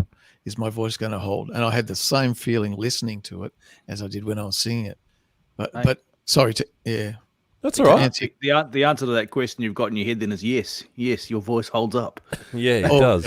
Just scraped Mate. in there. Oh, man. Nah, Yeah, not but even you know, close. like we're always our worst critics. I mean, like the reason I have my double neck out is I was recording a guitar part for a video that I've got coming out soon. As soon as I can finish getting the damn edit done, I got too many people on the track, so it's kind of messing with me. But I sat there and I reckon I must have recorded my part probably 12 times until I really found a take that I was just happy with from start to finish because I didn't want to do any drop-ins. So Yeah. Well done. That's the way to do it. yeah, it's hard, but you know, it's kind of what you got to do, isn't it? Yes. But testimony to the songwriting and to the way it all comes together and sits there and the fluency of the players, like, and that's the big thing. You know, when I listened to this live album, it was like, yes, it's not the studio. It doesn't have all the layers. It doesn't have all like the live strings and the this and the that. And you can't play Hammond and piano at the same time. It's just not possible. But you know, to listen to that, the thing that really stood out to me with that live album is the vocals. The fact that like there was all these layers of all these harmonies, and it was just there. And I was like, hell yeah, it was brilliant, and I really enjoyed the album for that reason. Yeah, thank you very much. I'm happy that we're able to pull it off live as well with the boys, with the singing thing. It just reminds me we do rely on that on the BVs. You know, it's a huge thing. Exactly, and it's a great thing that you can do it. Yeah, thank you very much. Thank you very much. It's all right. So go on, Dave, please. I got a question for Jeff in regards to that particular section in Lost where we're doing the live show there. Yep. The tambourine that's being played in the background there, is that off your left foot, or are you doing that with your left hand in between your snare hits? Because it's No, that's on my foot. It's on top of it's sitting on the hat. exactly, yeah. It's just a little minor tambourine that sits on top. And yeah. Nice. That's got all the tricks. Yeah. It's just on the end of every beat. Yeah, it's just on the up. It's really nice. That's another thing that chugs the groove along. That's it. Yeah. So let's see if you folks out there, I mean, not that you can really answer us here, but, actually, before I go back and do that, I will play that in a second. I'm going to open this up for you guys out there to come on the show and say hello to the band and ask a question. And the only thing that I ask of you is please be respectful, because keep in mind that I have control over the show. I can kick you off of here as quickly as you got on, but I don't think we're going to have any issues because we so far have never had a single person that came onto the show that was ever disrespectful to the band. So if you want to be a part of it, what you need to do is on Facebook, you need to find our page, which I will type in the comments right now for you if you've never been to our show before and you don't know where it is. I'm just writing out the name now. Yeah. Sorry. So while he's writing out the name, Got it. oh, good. Yes. I was about to say. So yes, the show's name is Live Streams with Famous Friends by Jason McNamara. You can just type in Live Streams with and it's bound to pop up on Facebook because we don't have too much competition on our name. It's so bloody long. Or you could just go to the URL if you go to facebook.com/ and the acronym is just there in the comments as well. LSF. I always do this. LSWFF. You can see it just above Jeff's head in the corner there. Jeff, just point like that, mate, with your left hand. Other way. There you go. Right there, the acronym there. So if you go to facebook.com/ and that acronym, you can find it there. Send me a message on there, and through that page, I will send you back a link. And just follow the steps. It's very simple. The three of these guys made it into the show. So it's nice and easy to get on. Hey. And you can come and say hello to the band. It's all good. Right. I'm just going to pop out for a second because I've just had an emergency call. I need to call my little boy. So I'll be back in a sec, guys. No problem, Dave. Good luck. Okay, Dave. I know his family and I know his kids, and I'm sure everything will be groovy, but I'll just remove him from the stream for a second, and he can put himself back in when he comes back because he has control. Here is... oh, nice. Excellent. I've just got a request here, which I'll send out to you in 1 second, John. Here is the remainder of the song in the live version, just to hear a few little things in there which... or, Michael, would you rather me leave it out and not play it? Because you look like you were kind of hurting. I'll suffer in silence down here in the corner. And in the fetal position. There's the tambourine that Dave was referring to before. Yeah.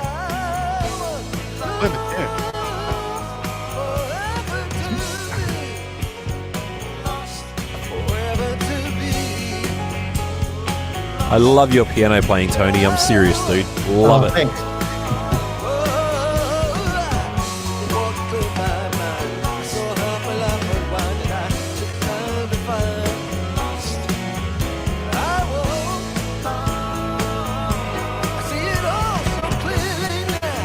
Well, I'm listening to TVs. Fantastic.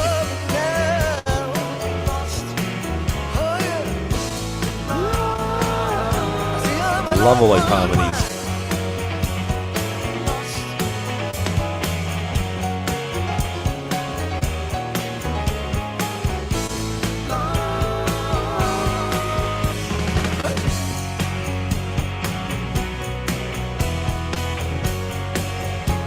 Great chord progression too.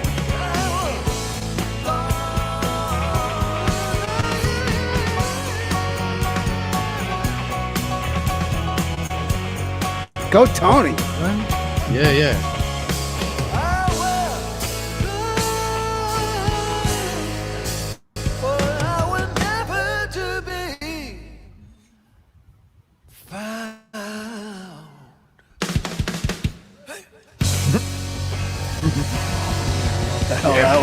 Jeffrey.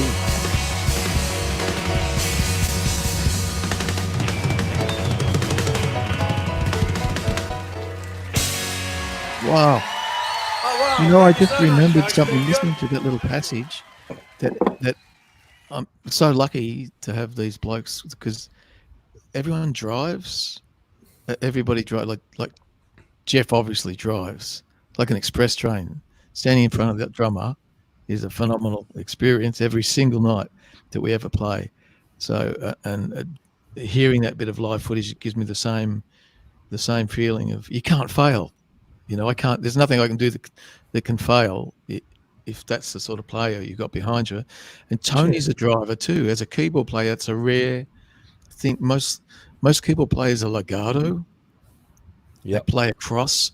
They fill air. You know, obviously there's a million different types. Tony's probably one of the few players.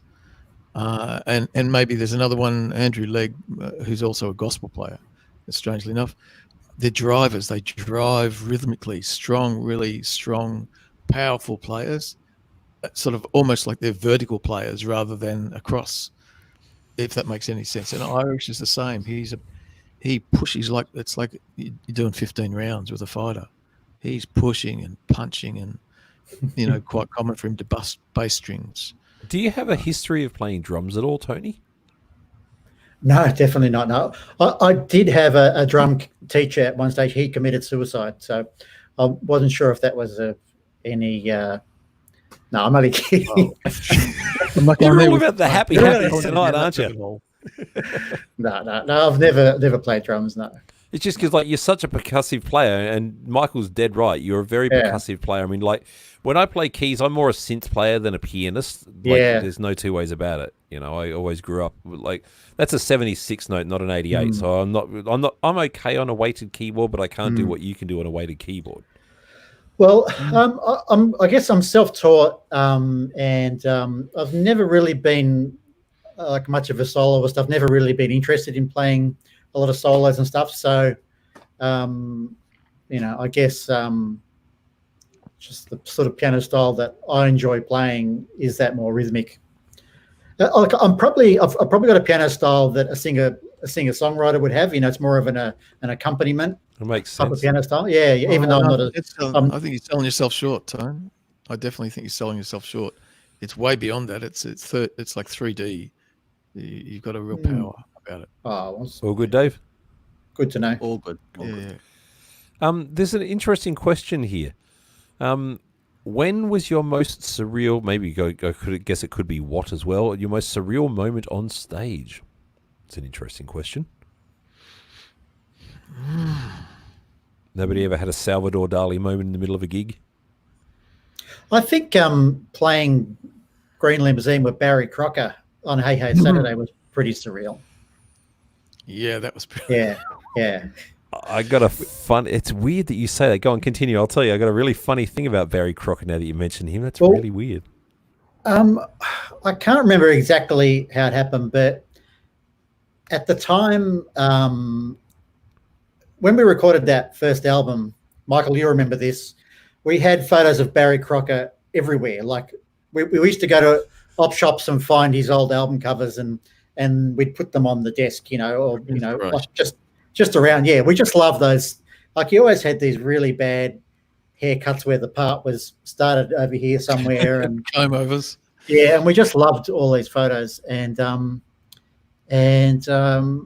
somehow when we played Hey Hey Saturday, which we did quite a few times, Daryl Summers kind of found out about it and he invited us to come back the following week, which was kind of unusual to have a band on 2 weeks in a row. And he invited us to come back the following week with Barry Crocker singing the song. Now, so at the time, Green Limousine was our new single. It wasn't a well-known song at that time.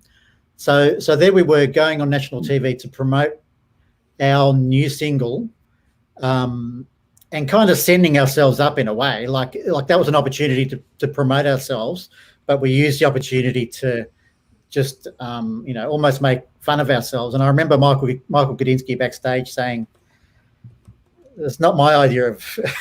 he was just kind of saying, "Yeah, what are you guys doing? Like this is your moment." And But the best part was, Tone, do you remember that we took him out afterwards, or he took us out to an Italian restaurant, and we got all the stories from like Jerry Lewis and all the background on all those fantastic Vegas stories. It was just the best night, and the music was almost an excuse to take him out. He was super nice, and I think I've told you this before, Michael. It was the first time I actually understood all of the lyrics because his pronunciation was so good. Precise. What's the line in the song? Black Money. What's that? There's a little ad lib at the end. I've got big plans, Black Money. No, Quarter Whale. That one. Oh, Jonah Quarter Whale. Yeah. All that style. Yeah. Exact precision, like stuff that I could only dream of. That kind of. But what I loved about him, he just took over. Like he wasn't. He didn't come out and say, "Hey guys, hope this is okay." He strutted on stage and he owned the song. It was fantastic. He was awesome. Yeah. That's brilliant. Just done a bit of a search, and as much as what I wanted to, I haven't been able to find that particular clip. Sorry, you pulled something up there, Dave? Yeah, Phil, their lighting man. Phil Harbert, yeah. Hello, Phil. Popped in and said hello to the boys, and obviously he wants to say hello to Irish when he wakes up. Fantastic. How you going, Phil? He's a legend of illumination. Lighting, yes. Yeah. He's been our lighting guy plenty of times. It's so important. It's part of the show. It's you know, Indeed. you got to look good while doing what you do. Except those lighting guys, the lighting guys who like to put the band in complete darkness in between songs is just man. If you want that, go and work on Phantom of the Opera. I have to say, as a dude who makes concert videos for a living, my most major pet peeve with lighting guys is when they make everything red. Oh yeah. To be able to capture good camera video shots when everything's red is just a nightmare. I love the color red, but I hate it in lighting because it just kills me as a videographer. And then try looking at your fretboard with that sort of lighting too. You got terrible. Buckley's hope of knowing where you are. It's the lighting guys that are so busy trying to make it look like a disco, and it's just flashing crazy. It's not actually in scene or in sync with what the music's doing. That's disgusting. That's when you call on Phil Harper. Yeah, I was just gonna say we should probably say that that Phil's pretty damn good. I don't mean to harp. I don't mean to harp on the song Lost, but I don't mean to harp on the song Lost, but I have just found this on YouTube, and I think you guys will get a little bit of a kick out of seeing this because you probably haven't seen it for a while. Badloves. Badloves. Lost. Yes, they played and they lost. That's the new single, the first single for them. We predicted to be big, so we've got them on the show to perform it for us. It's going to be bigger than that, is it? It's going to be bigger than, well, yes, in stature. Badloves and Lost.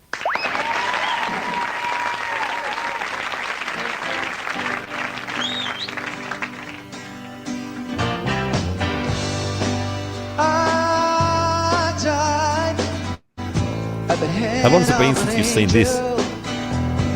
Oh, not long enough. With a kiss, and all my dreams come tumbling down. With a white I found, well, I was lost. Without you, I was lost. Without a trace.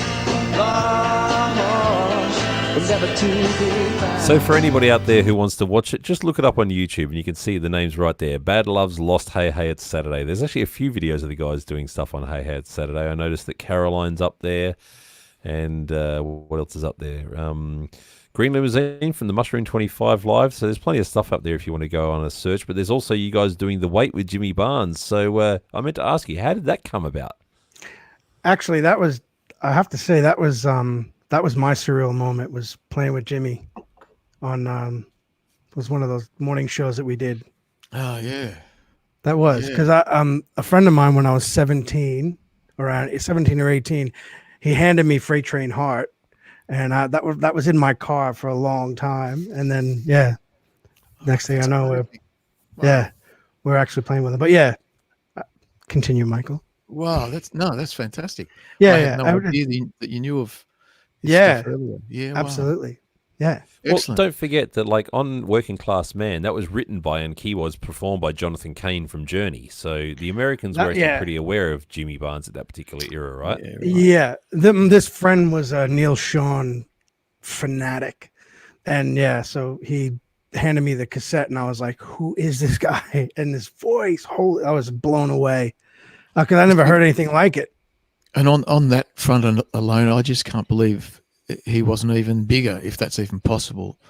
Because that voice, when you listen to that, when you're next to him, and when you're in the room with him or on stage, it is a force of nature like nothing else. Like, he is incredible. Like, not saying that because we're mates and all the rest of it. He's incredible. Like one of those 1 in a million voices. Absolutely. Definitely. Well, and then you chat to the guy and he's just so quiet and laid back. Yeah, fantastic. Until he puts it in your headlock and rams you into the wall. Yeah. Well, he's Scottish, to be fair. He was born in Scotland. It's in his blood. Emma, I've got to find that link that you've posted. If you could actually message it to me on the page, that'd be appreciated, because I'm just trying to get it up now on the stream somewhere so I can play this. Oh, actually, sorry, no, I've just found it. That's all right. Sorry, false alarm. I found it. So look out! Kath must be there. Time. No, this Yeah. is a kind of a cool one that she sent me through. She actually found something I couldn't find. So here we go. This is going to be a real blast for you guys. Maybe a little bit frightening too, but it could be a lot of fun to see this because I didn't even realise that it was out there. I couldn't find it before. Really dig Barry Crocker. They've always admired Barry because he's a great Australian performer. haven't And we all? They said, we'd love to work with Barry. And we said, well, if we could get that happening. But Badloves haven't turned up. But the Tony Preston Experience have turned up, which is a striking familiarity between the boys and the Badloves. But Green Limousine is the Badloves' new single, but it's now performed by Tony Preston Experience, and out the front, great to have him here, Barry Crocker. Yo! You look a bit different there, Jeff. That's great. I love you. All right.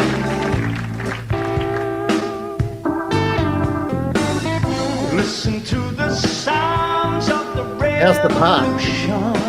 Must have been so surreal. This is great. Everybody's out on the street tonight.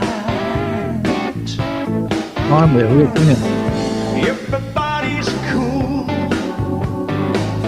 Everything's alright. And this wasn't even a famous song at this time, right? You You said. better pray that your old man don't get home tonight. When we drive my car where the wild things are, I got a green limousine. Everyone's a star, but they won't get far without a green limousine. Someone burned the flag on the old convention. That must have been a pretty surreal moment, surely. Beautiful. What a good score. The only way that could You be nailed it. if that was as Barry McKenzie. And he didn't have a teleprompter or anything, did he? No. No, he's a pro. No shit. He's the lyrics better than me. Great backing vocal there, whoever pulled that out.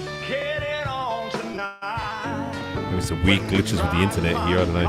Actually, I think it must be the original video.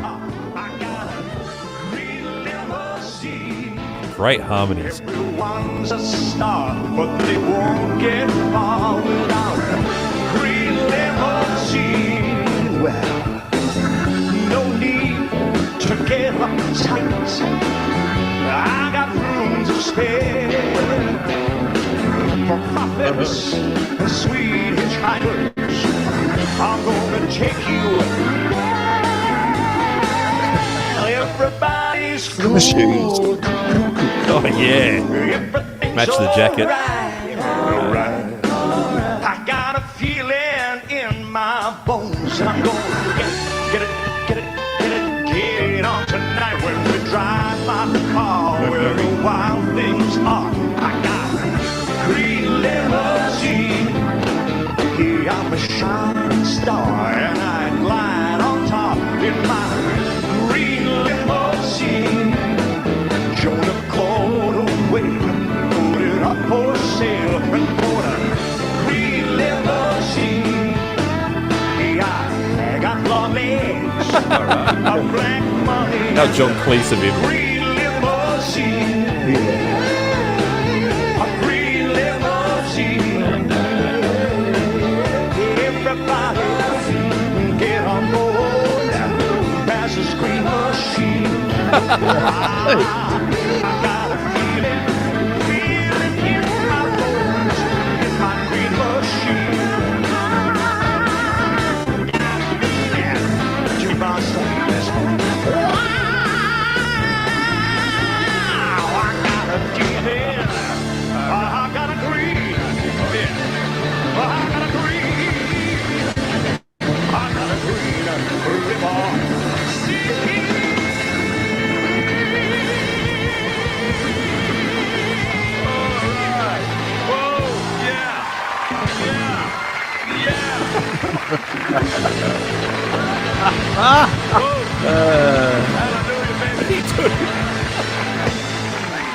Oh, that was magic.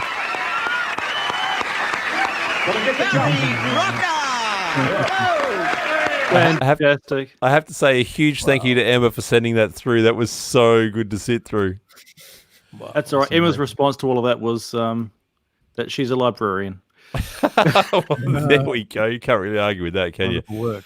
So when that happened, did you guys get to rehearse with him beforehand, or did it just happen spontaneously, or what's the story?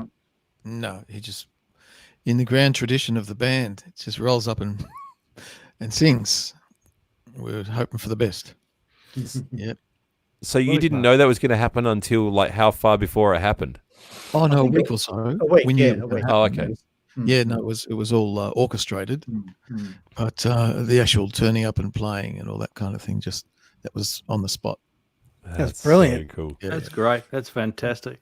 The funny Barry Crocker story that I have was, oddly enough, his son. I was in California in January. I go out most years, like 5 out of the last 6 years. I've been out to the NAMM show, the big instrument trade show that happens out there every January.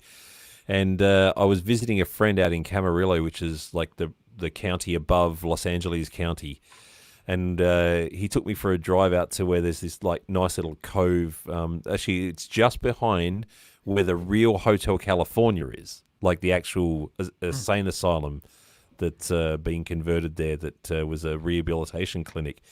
And we were out there, and we were just having a chat and just looking at the nice area there where there's this little cove, and we're out of the car and just walking around and checking out the scenery and the rocks and stuff. And there was this guy sitting on a rock just having a smoke. And I mentioned something about back home in Australia, and my mate Greg, who's a local from out that way, made some sort of a statement, and this guy just turns around and goes, actually, blah, blah, blah, in a full Aussie accent. I was like, gee, I've got to tell you, I didn't expect it. He had a motorbike behind him. He was sitting there having a smoke and just chilling for a minute. And it turns out it's Barry Crocker's son. And he works out there as a pastor. Wow. So that was a very bizarre moment. That's a surreal moment. hearing the Australian accent, especially in America, Yep. like it's an amazing thing to get back on the Qantas plane or something, Qantas flight, and hear your own accent. You go, ooh, well, listen to this. It sounds most bizarre, I reckon, when you hear it in context of American accents. It's very true. It's really, really true. Yeah, like even here in Japan, if like you hear an Australian, they kind of stick out because most of the foreigners around, you hear an American accent, and You get on, mate. exactly, Straight out of the nose. Yeah. exactly. What was the comment she has here? Here we go. I don't reckon I've seen that since you folks made you folks sit down and watch it. So apparently she's already made you guys do that before. No, made her folks. Oh, sorry, made her my folks. Sorry. Yeah. Oh, my folks. There you go. Sorry. Reading well here, aren't You I? can make us watch it as well if you like. You can organise that and Well, make us she watch just it. did. You She make was us the a one who couple. sent me the link. Oh, right. No, so I get it. Did well. Yeah, so thank you, Emma. That was very nice of you to do that. So what's coming up in the future plans for the band? I mean, we have a new song out which people can find on YouTube, and actually, I got to remember, is it on Apple Music and so on? I'll have to have a quick look now. I think it's everywhere, isn't it? Oh, it is. Yep. Yes, So- there is. In regards to the new song, why the camels, Michael? Oh, okay. I mean, the song itself comes from, without going into great detail. I saw a photo of Albert Namatjira, a fabulous painter from mid-century, and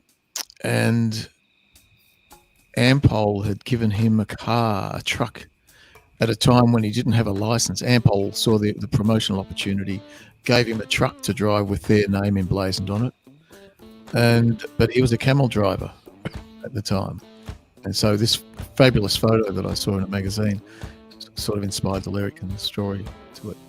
Very cool. There's your camel. And there is the there is the cover of said camel piece that Dave is referring to right there. Oh, when you see the video on YouTube, brilliant work on that video too, Michael. I think that's just absolutely fantastic. Oh, thank you. Well, And it had a massive budget, right? $42.17 was our budget. That was literally what it cost to make, before the editing, that is. And fabulous young editor, was on the job as well, which really helped get it all together.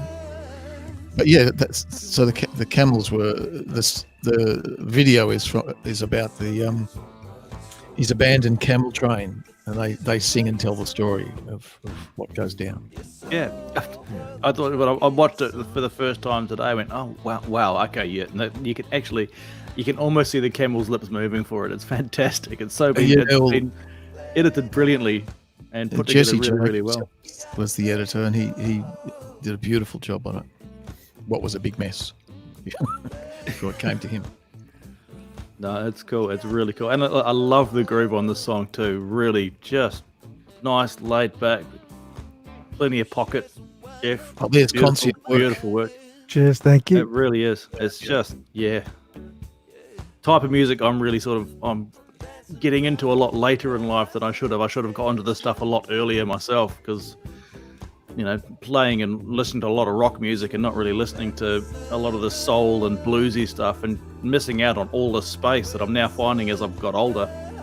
It's beautiful to cool. This is timeless. Well, you arrived. You got there, Dave. I got there. I mean, it's part of the journey, isn't it? Absolutely. Yeah. It's always that's it. That's just it. Never Jeff has an unhealthy obsession with drums. It's got to be said. Like, I sit next to him on the plane sometimes, and he's looking at stuff on his iPad, and you think, maybe he's looking at photos of his kids, or it's usually like a symbol, not even a symbol, like a simple stand. I had to tell you that, Tony. Technically, he is looking at photos of his kids. Hey, that's right. New adopted kids. I have 3 beautiful daughters. I'm very lucky man. Yes, their names are Floor Tom, Tom Tom, and Snare Drum. That's right. Here is the magic that David is referring to here. This is quite ingenious. So, $42.17 to create this. It's incredible. And many, many unpaid hours of labour. Well, they're exactly right. I highly recommend you all, in fact, I implore you all to get onto YouTube and look up this video and give it a view, give it a thumb up, give it a comment, because all that sort of stuff helps to be able to get the algorithm to spread the video more.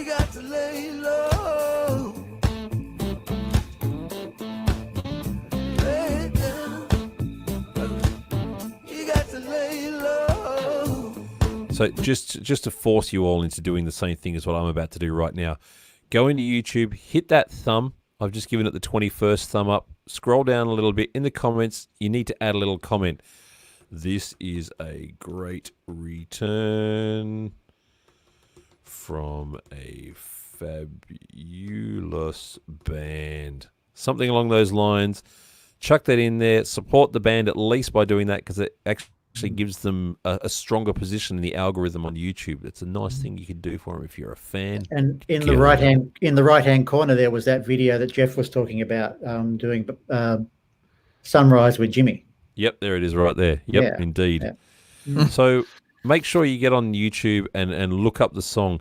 What was the reason? I really want to know this. What was the reason between it all being squashed into one rather than being separated words? Yeah. It's very Sly and the Family Stone, isn't it? Is it? Yeah. No, I got sick. I got sick of putting gaps in between words when I wrote it, so it just appeared on the worksheet like that. So it kind of stuck. One song. There's nothing wrong with that. I got bored of. I filled in the gaps.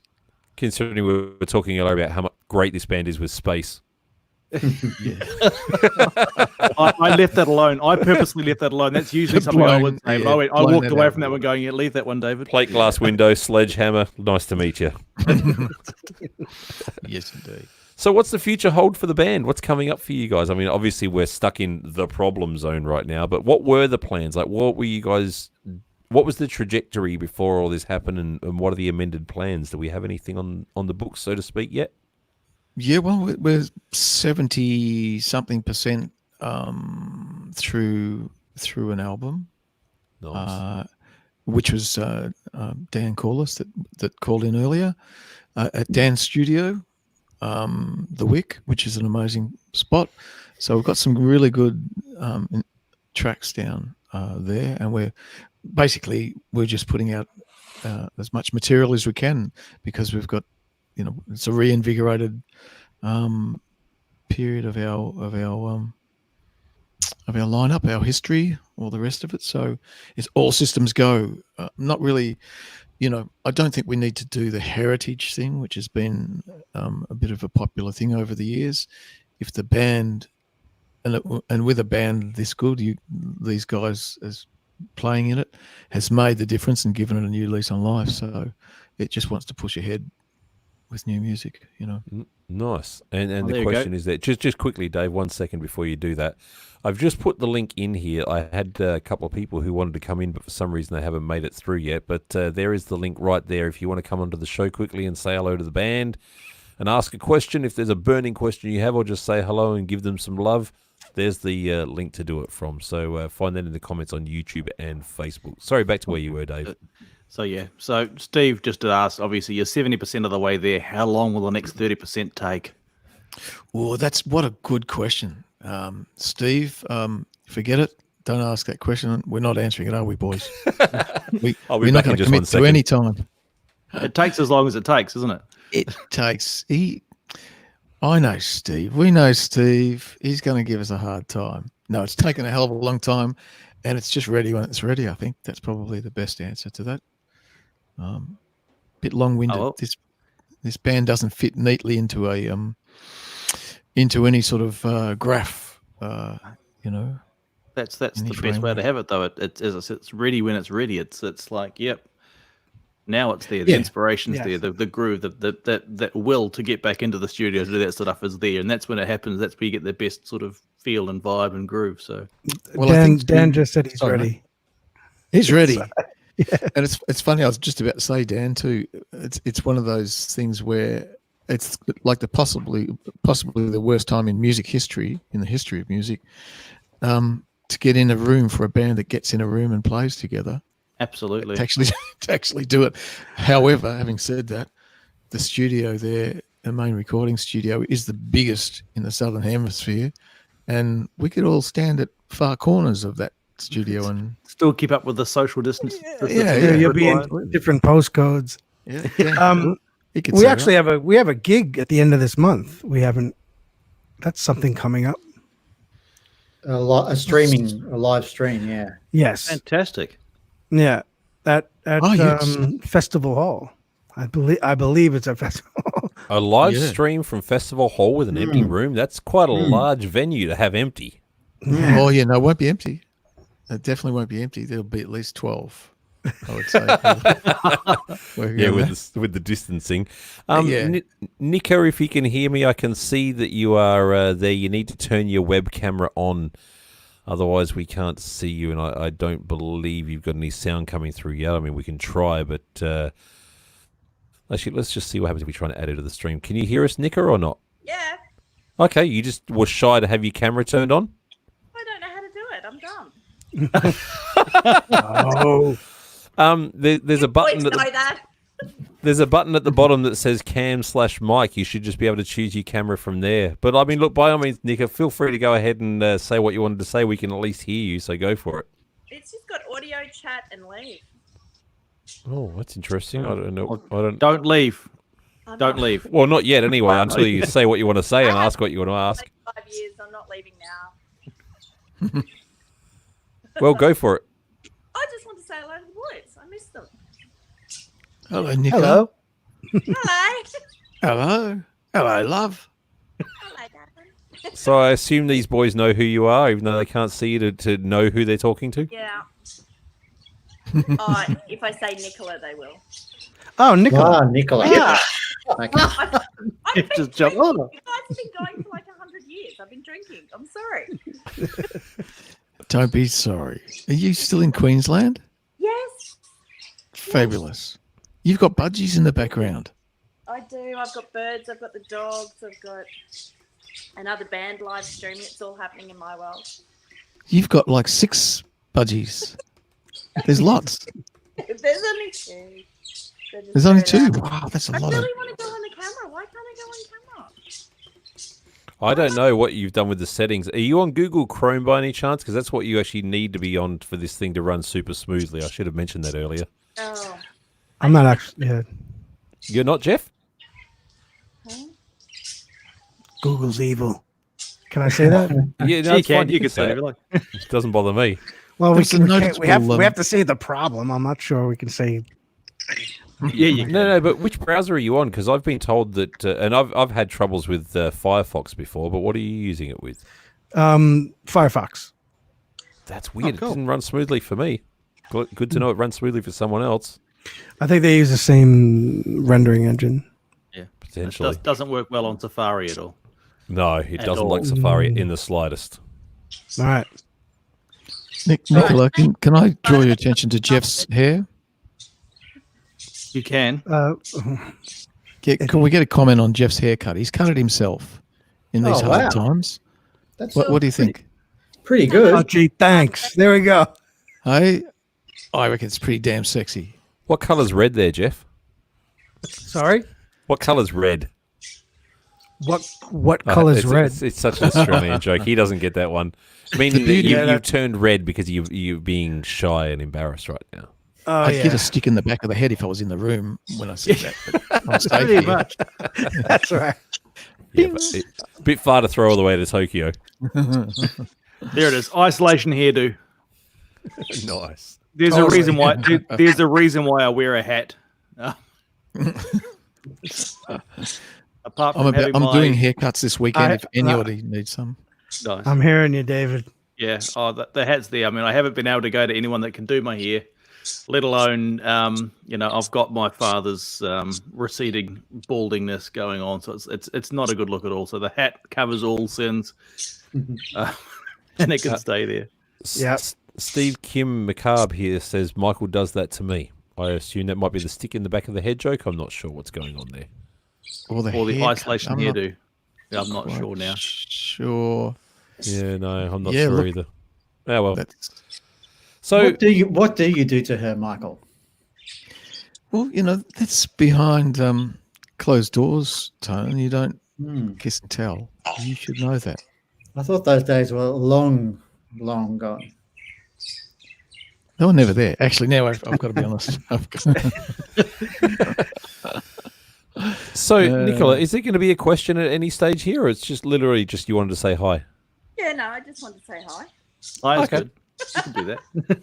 I was hoping for something, coming left field for a question that I hadn't brought up yet. That was all. Yeah.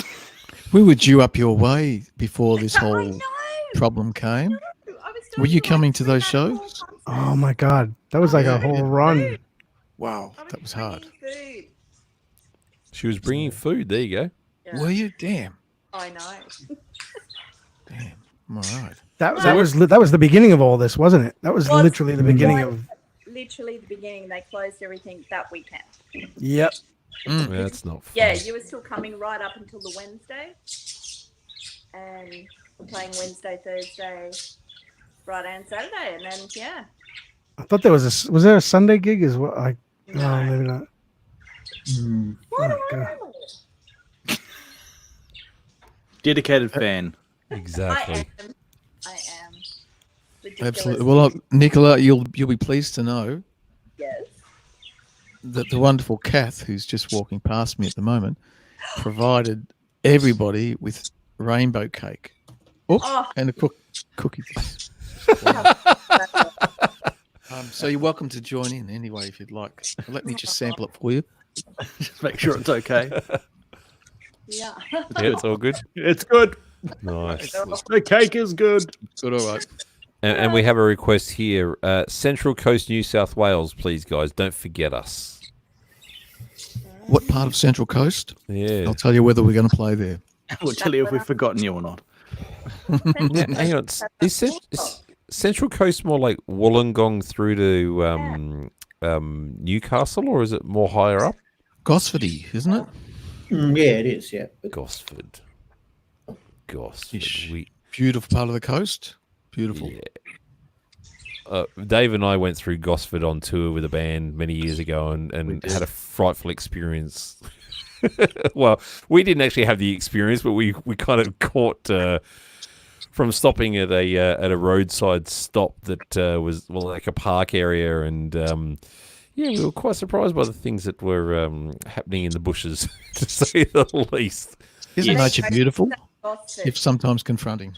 Yes, it was a little. That's kind of our recollection. And funny enough, she's just stated here in Gosford, of all places. So there you go. Excellent. Lovely, lovely place. Oh, gorgeous, lovely, beautiful. Lots Never of mind the trees bushes. to hide behind. Fantastic. Yes, it's a very loving place. We can put it that way. But so you guys are heading up the coast as well when you can get back out on tour. Is that the plan?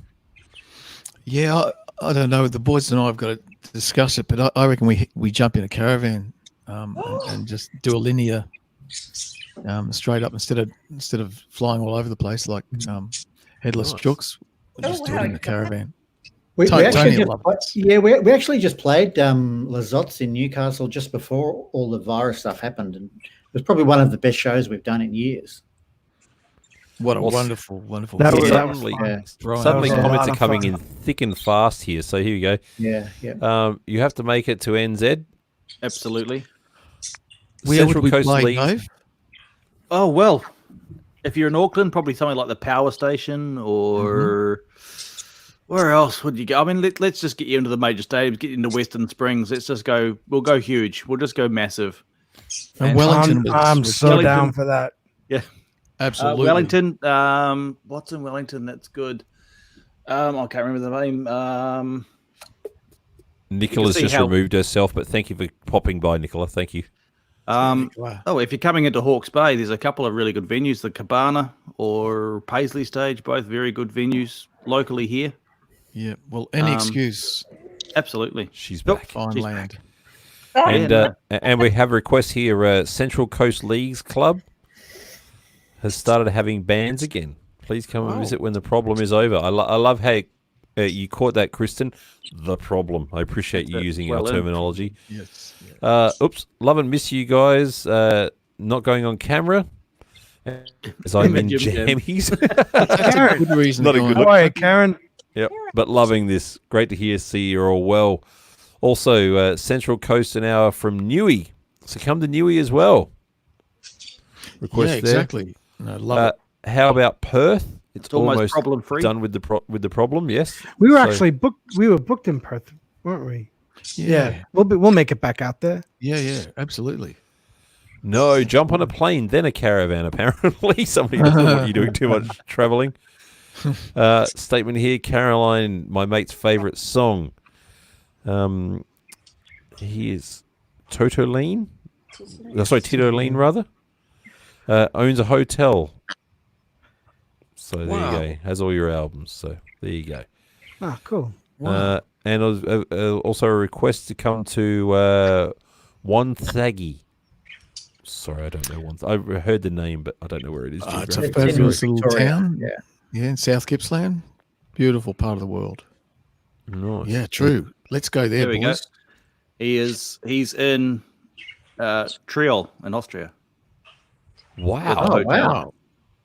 So there you go. That's pretty cool. Wow. And yes, we have played Austria. Really nice. Yes, that was a great time.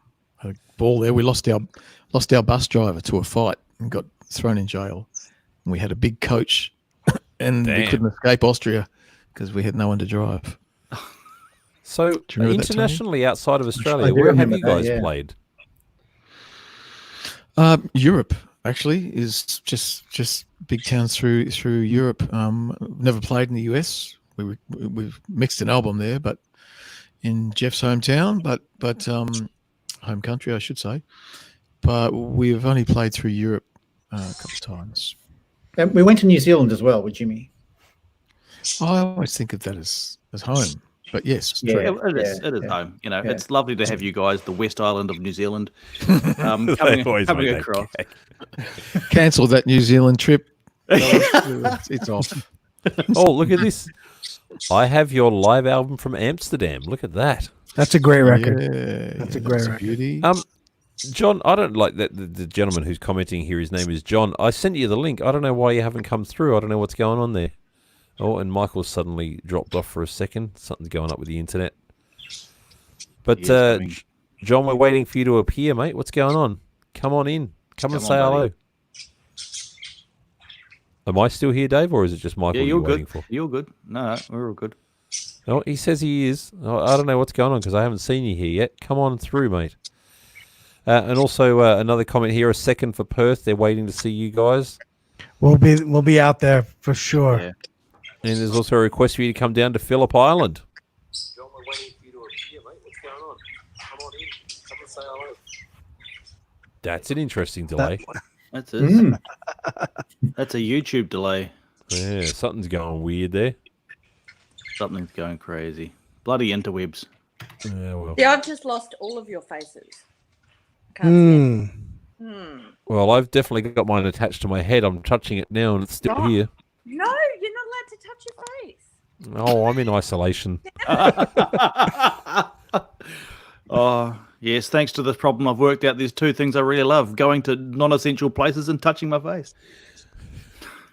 Funny thing that, isn't it? It is. Well, I don't know. I'd like to hope that we'll end up with Michael back here. Jeff, anything that you need to tell the world about what's going on with you? Any whatevers, or any particular recordings of yours from your archives that you think people should check out if they want to know more about what you do?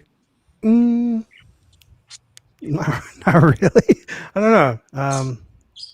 Little koala bear. John's here. That's right, Nicola. I'd like to welcome to the chat. This is a regular who watches the show a lot, and he's a good dude because he really supports the show quite greatly. Please welcome John to the show.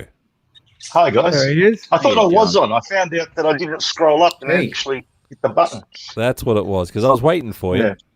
Sorry about that. That's all good.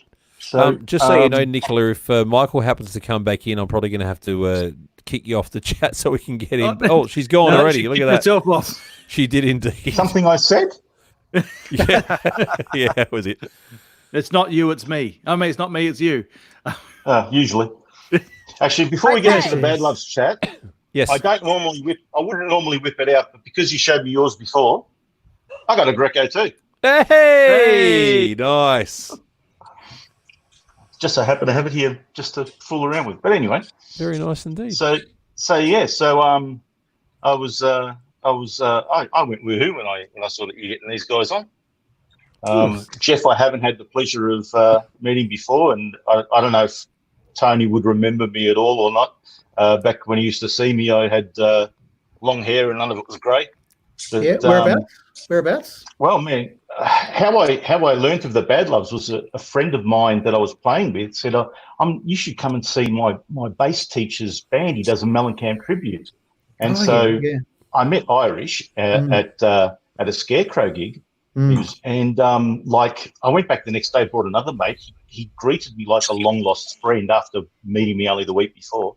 And after going there week after week, he said to me, I've got a little original thing happening in Essendon on the weekends. You should come down on Sunday afternoon. The Cricketers' Arms? The Cricketers' Arms. No, it's a Brickmakers' Arms. Oh, Brickmakers' Arms. Yeah. So, and like the Brickmakers' Arms used to have a really awesome band room, but this was like Sunday Arvo, just at the front bar, no stage, just in the corner, all the guys in the blue singlets playing pool and ignoring the band. And there was this like enclave of us that used to be there every week, and we were right into it. I don't know if I jog your memory. There used to be one guy who was always there in a West Coast Eagles jumper saying, play one for the regiment. So, if you're wearing a West Coast Eagles jumper, I definitely would have ignored you. It wasn't me. It was another guy. It was another guy that was doing that. But, well, my mum would kill me if I wasn't wearing a Collingwood jumper. But anyway.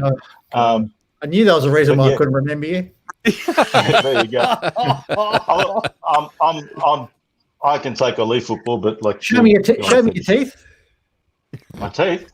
Yeah. Like I said, I'm not right into it, so that's why. Got them all. You break for Collingwood? Wow. And to think I defended you when he was dissing the Kiss fans. I'm not really a Kiss fan. I kind of just fascinated by like. Yeah. Are you a Kiss fan? I don't know, man. I got into music. They were the first band I got into, and like the Kiss I understand how. the Kiss books are amazing. Like one story that comes to mind is Ace Frehley was always late for everything. You know, like they would put 3 or 4 alarms on just to try and get Ace going in the morning. And there was one gig where it used to take them 2 hours to put their makeup on. And it was like running an hour 45 late or something. Like it was just ridiculous, right? So they got the guitar tech and they put the guitar tech in Ace's makeup. No, that was actually the guy that's playing that was Tommy Thayer. Tommy Thayer. Yeah. So they said, you're going to have to go out there and be Ace. Ace got there just in the nick of time, punched out Tommy Thayer and put his makeup on and did the show. So like, actually, I think that the punch was a different event. Oh, was it? Because the way I heard it, he sort of, and Tommy has said this, that he's standing there in Ace's backup costume, all done up, ready to go. Yeah. And Ace is just sauntered in and goes, "Hey, hi, Tommy." And didn't bat an eyelid that the guy was totally spacemaned up. Right. So he did punch him out, though, didn't he? Yeah. It was a different event. But anyway, we're here to talk Bad Loves, not Kiss, man. Come on. So like when I said to before in the chat that I definitely remember Michael saying one time at one of those British gigs, "Oh, this is a new song," and playing Lost, and it was or mentioning that it was the first time that it was played. So I know I was definitely there the first time you guys played that in front of someone. But man, I think I must have hit every Sunday arvo there until you stopped the residency, and sort of followed you all along until your album came out, and I even ended up bullshitting my way into the album launch, which was for some reason advertised in the gig guide, and then when I got there, the bouncer said, "No, man, this is invite only." So was that the Station Hotel in Paran? Yeah, the station. Yeah, because the stage was sort of like set up there near the window, I said, "Well, stuff it, I'll just stand out on the street and listen to it." And Irish spotted me out the window and waved me in. I said, "I can't," and he came and dragged me in after a break. But yeah, man. I'll tell you what, the condition Irish was in most nights back in those days, I'm surprised he recognised you. Yeah. It definitely was a while, man. Yeah. Well, I have to say we have another person ready to come in. Nicola, I'm going to let you go because you don't seem to have your video working, unfortunately. Is his name Michael Spivey? No, it's not, unfortunately. Right. All right. But thanks for coming in to say hello, Nicola. Thanks, Nicola. See ya. Bye. Bye-bye. See ya. Bye. All right, and our next guest who's going to join us along with John as well is Gavin. Hey, Gavin. Look at you all set up with a pro mic. G'day, Jeff. How are you, mate? No. Well, he is pro, though. That's Excellent. You're just going to sit there and... Is the internet going funny? Somebody say something. Oh, sorry, he is there. it might be frozen. Hey, g'day, boys. How's things? Yeah, good. Very well. Yeah, Very good, good, mate. mate. Yourself? Oh, there must be a lag. I'm imagining. Yeah, yeah. it seems to be a Yeah, little I'm bit using of a delay. Chrome. Okay, interesting. It's a place thing. Uh, No. I've just... there's a power Yes, outage where I'm on the Michael is. NBN. There's a hell of a lag. There's a power outage where Michael is. Oh, you got a text Yeah. message? Yeah. Yes. Okay, cool. That explains it. Well, Gavin, we'll wait until you get your question in so that we can try and get the delay sorted out. So what are you going to hit us with? This is literally like about 45 seconds. And I've just heard Jeff say there's a power outage where Michael is 3 times. All right. Okay.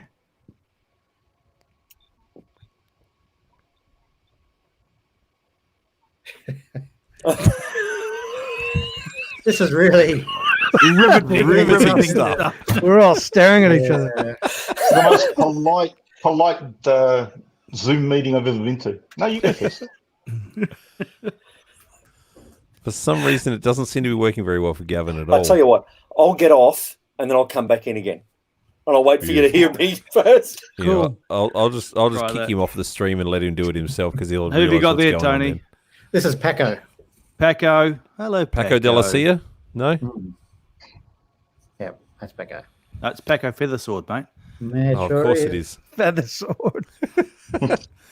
Unlike Featherstone, which I learned was the correct pronunciation today, not Featherstone. For those of you who didn't know, it's Featherstone. It is Featherstone, but Yeah. it's one of those names where you just end up having to spell it out to people anyway. So I just say Featherstone because they've got a 50-50 chance of being able to understand it. Exactly. Nice job on the sarcasm there, Emma. Well done. Scintillating viewing this. Really is, yeah. And my buddy Paul, who I was referring to earlier, the singer that I work with, he actually does Peter Criss in a Kiss tribute show called Kiss This. Oh, wow. So he can attest to it takes 2 hours to get into the makeup. He knows full well. Yeah. So he does that around Melbourne with Lindsay West, who was actually on Australian Idol at one stage. But Okay. yeah, good singer, guitar player, good dude too. He's come and filled in with us on the cover band that I was in Melbourne with for a while. Mm-hmm. So, John, did you want to continue your story? Yeah. Oh well, I was actually Shane Michael isn't here. I'll tell you the story of when I made him go like this. It was one time you guys were doing an in-store at Gaslight Records, and back in the day, someone had given me a demo, like a pre-get on board demo with a bunch of the stuff that you used to play back in the Brickies days. And I was kind of a bit disappointed when one of my favourite Badloves songs never made the album, never made the B-sides, never made an appearance again. So it's had to have been probably like, post the second album coming out. And, we're a bunch of us congregated in this shop as they're doing this little acoustic performance. And so I yelled out, "Play Word of Honor." And the look that he gave me was like, "How the hell do you know what that song is?" And I had to sort of tell him, "Well, the Brickies, mate, the Brickies." Yeah. We did record that song when we were making Get On Board, but it just didn't come together. There's just something didn't quite work. So Yeah, he actually, I asked him, he actually came and asked me after sort of like you guys had sort of done your few songs, and he said, "How did you know that?" And I said, "Well, back then," and I said, "I'm, it's one of my faves. I'm really spewing it didn't make the album." He said, "Yeah," he said it was okay, but it seemed it didn't fit. It's sort of like when Springsteen gave Fire away to Robert Gordon because it just didn't fit on Darkness on the Edge of Town, despite him knowing it was like a song that would do well. So, and again, testament to like the integrity of what you guys always try to do, where you'll make sure that everything is, the right fit and comes together. And some people just throw a bunch of songs together and some people make an album, and that's the difference. It's a good point. Yeah. Absolutely. I can agree with that. And I can say on behalf of myself and everybody who's watching the show, we are definitely looking forward to that last 30% being done and the album coming out. It'll be nice to hear some new music from you guys. Definitely.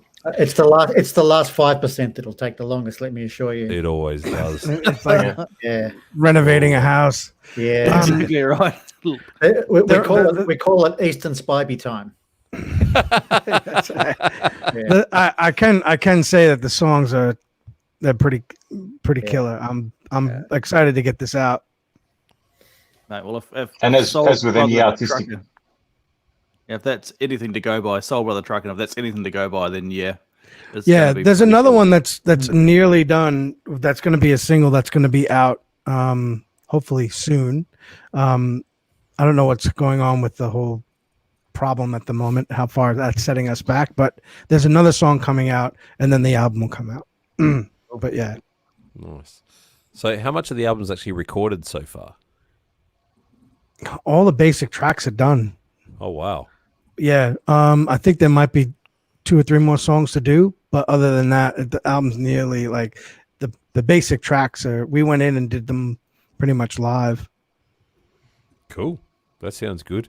Yeah. All right. Well, look, we've been on here for 2 hours and 24 minutes now, and I think it's pretty much about time to wrap up. That's a short show. Yeah, I was about to actually wrap it up just before Michael disappeared, but I was letting us get through where we were, and then he disappeared, and apparently there's a power outage, and there's nothing we can do about that. But hang on, what do we got here? Don't hold your breath, people. Come on, be nice, Steve. That's all right, because Steve said before that, as he was saying before, Michael hasn't paid this power bill. Exactly.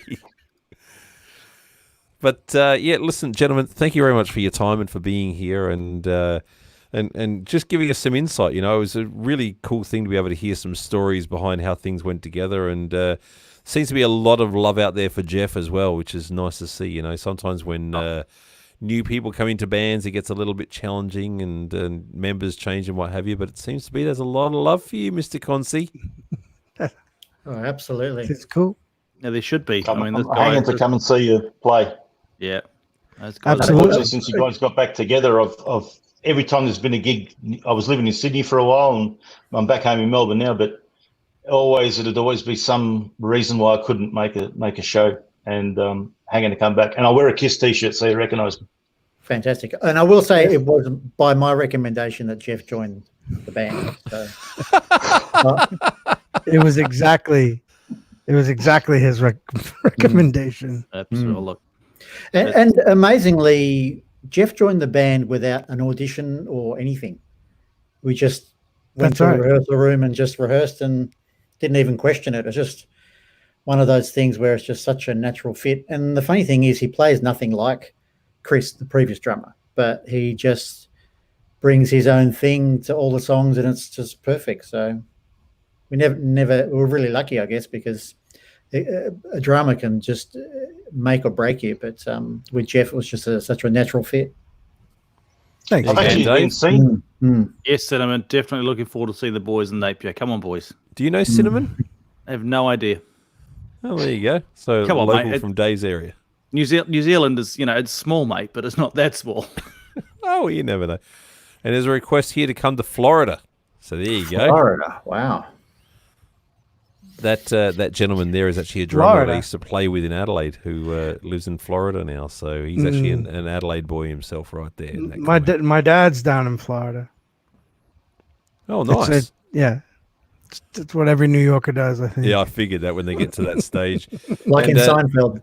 There's a statement here. Totally, Read yeah. Jeff's story in Drum Scene magazine. So there you go, folks. Oh, there you go. Check out Jeff's story in there. It's the real deal. Well, Mate, all these boys are the real deal. John's sitting in for Michael right now, who apparently disappeared because of a power outage. So thanks for being here, John, in place of Michael now. Pleasure's been all mine. And Jeff and Tony, thank you very, very much for your Thank you. time Thanks. and for being here to be a part Thank you of the very show much for today. having us. Yeah. Thank you. I have to end the show rather with a classic song, and I know this is a bit of a My weird word of one. honour. Oh, I can do that. Oh, actually, no, I can't do that. It's not on any of the bloody records. We just No, it's went not. through that. Well, that goes, John. Sing Word of Honour. Oh, mate, I couldn't see. You know, the problem is that it's old school, so it's a tape of a tape of a tape. As much as I love the song, I can't make out half the lyrics, and I could only Gets guess like what that. they are. Well, look, the song that I've got to end the show with is I Remember. I mean, I just can't help it because it's one of the tracks that we haven't had time to get through. And I do hope that you play it. I've already made this statement to everybody in the band, including Michael. I just really dig this tune. But gentlemen, thank you very much for being here and for giving us your time. And once we're done here and I get through the little bit of the song that I'll play at the end of the show, please stick around so I can thank you off camera for your time. And we genuinely, from the show and from every... Oh, hang on. Gavin's just come back right when I was about to stop. Gavin's back. Let's see if this lag is fixed. How you going? Hey, guys. There he is. Is it working now? Say something now. I have spoken. Hit us with your question, Gavin. Oh, I know. I'm sorry. It's taken me some time to get through all the two-factor authentication. I took the leaf out of Jeff's book with Firefox, and it's still got lag. Better be a good question, I'll tell you what. So where's the question, Gavin? Oh, it's been some time since I've spoken to Jeff. Actually, This is yeah. ridiculous. This is worse than working in Just for radio. this conversation. The funny thing is, none of us are having a hassle except for him. I don't know what's going on here. It's the interwebs, mate. It's the magic of modern technology. Be quicker to type. You know, the funny thing is, it's probably Help me, working please, perfect. Jason. Help me. It might be NBN.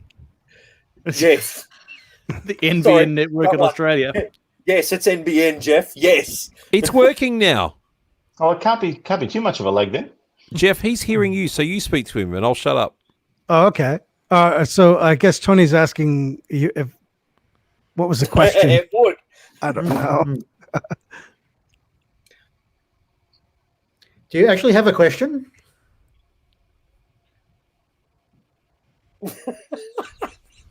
He asked it half an hour ago. I reckon he's messing with us. About that much. Jeff, you ask him if he's got a question, because he seems to be hearing you okay. Can you hear me, Gav? Yes, mate. 1, 2, 3, Yeah, 4, 5. What an odd thing. I don't know. It's been a while since I've actually seen him, so I just thought I'd hop on and say hi, Jeff. Oh, well, hello. How are you?